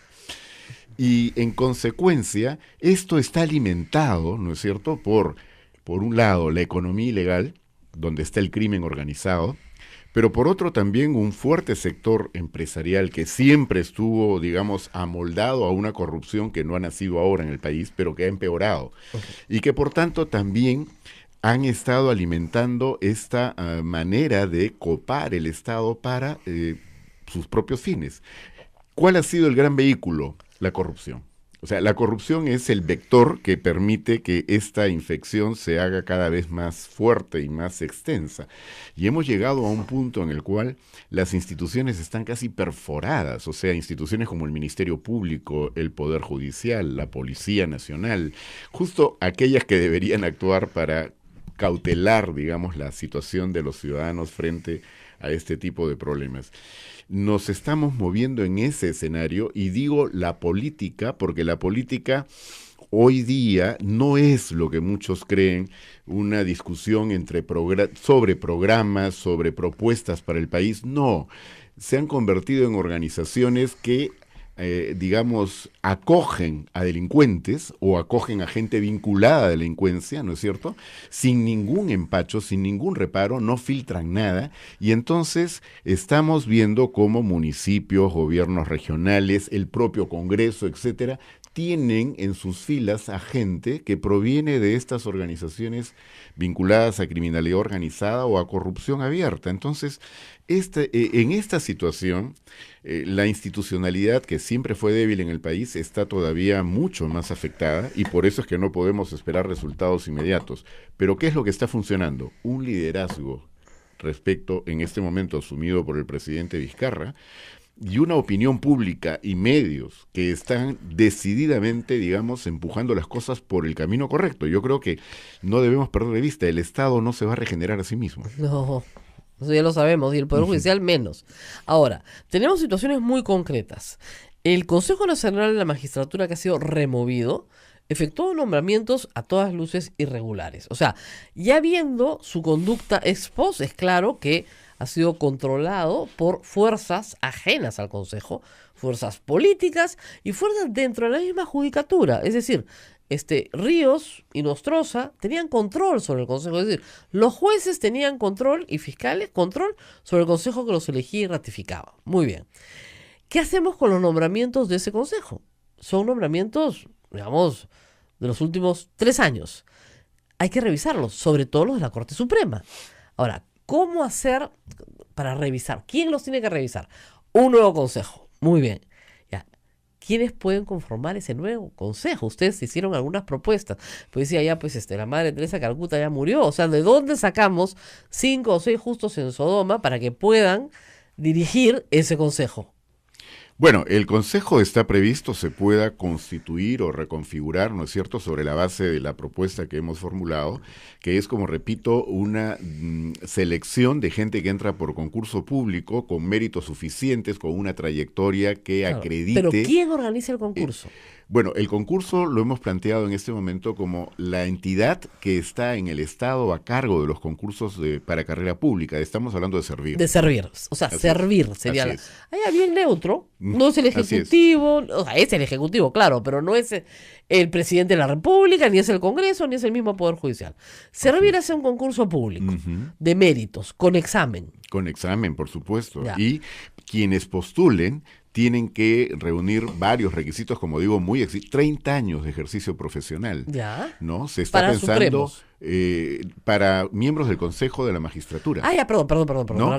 Y esto, además, con una trayectoria que acredite haber conducido, haber ejercido cargos de responsabilidad, y que acrediten que esto ha sido hecho sin ningún cuestionamiento, es decir, con una trayectoria de integridad, ¿no?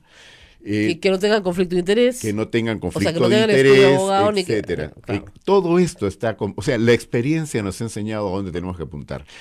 Hemos preferido no apostar a la representación que tiene hoy día el Consejo, por lo que decía antes. Claro. Los colegios profesionales están también infiltrados, ahora, penetrados. Eso nos va a generar y lo propio ocurre con las universidades. Claro, eso nos va a generar un consejo de 5 miembros, ¿han propuesto ustedes? 5 miembros. 5 miembros, todos abogados. Todos abogados. Ya, el único problema de eso es el conflicto de interés. Entonces, yo decía que ¿por qué no ponemos una edad de 65 años para ser consejero? Bueno, el cálculo ha sido, lo hemos discutido bastante, Claro. El cálculo ha sido que al pedir 30 años de ejercicio Claro, y todo, ya. estamos hablando de gente de 60 años por lo menos, ¿eh?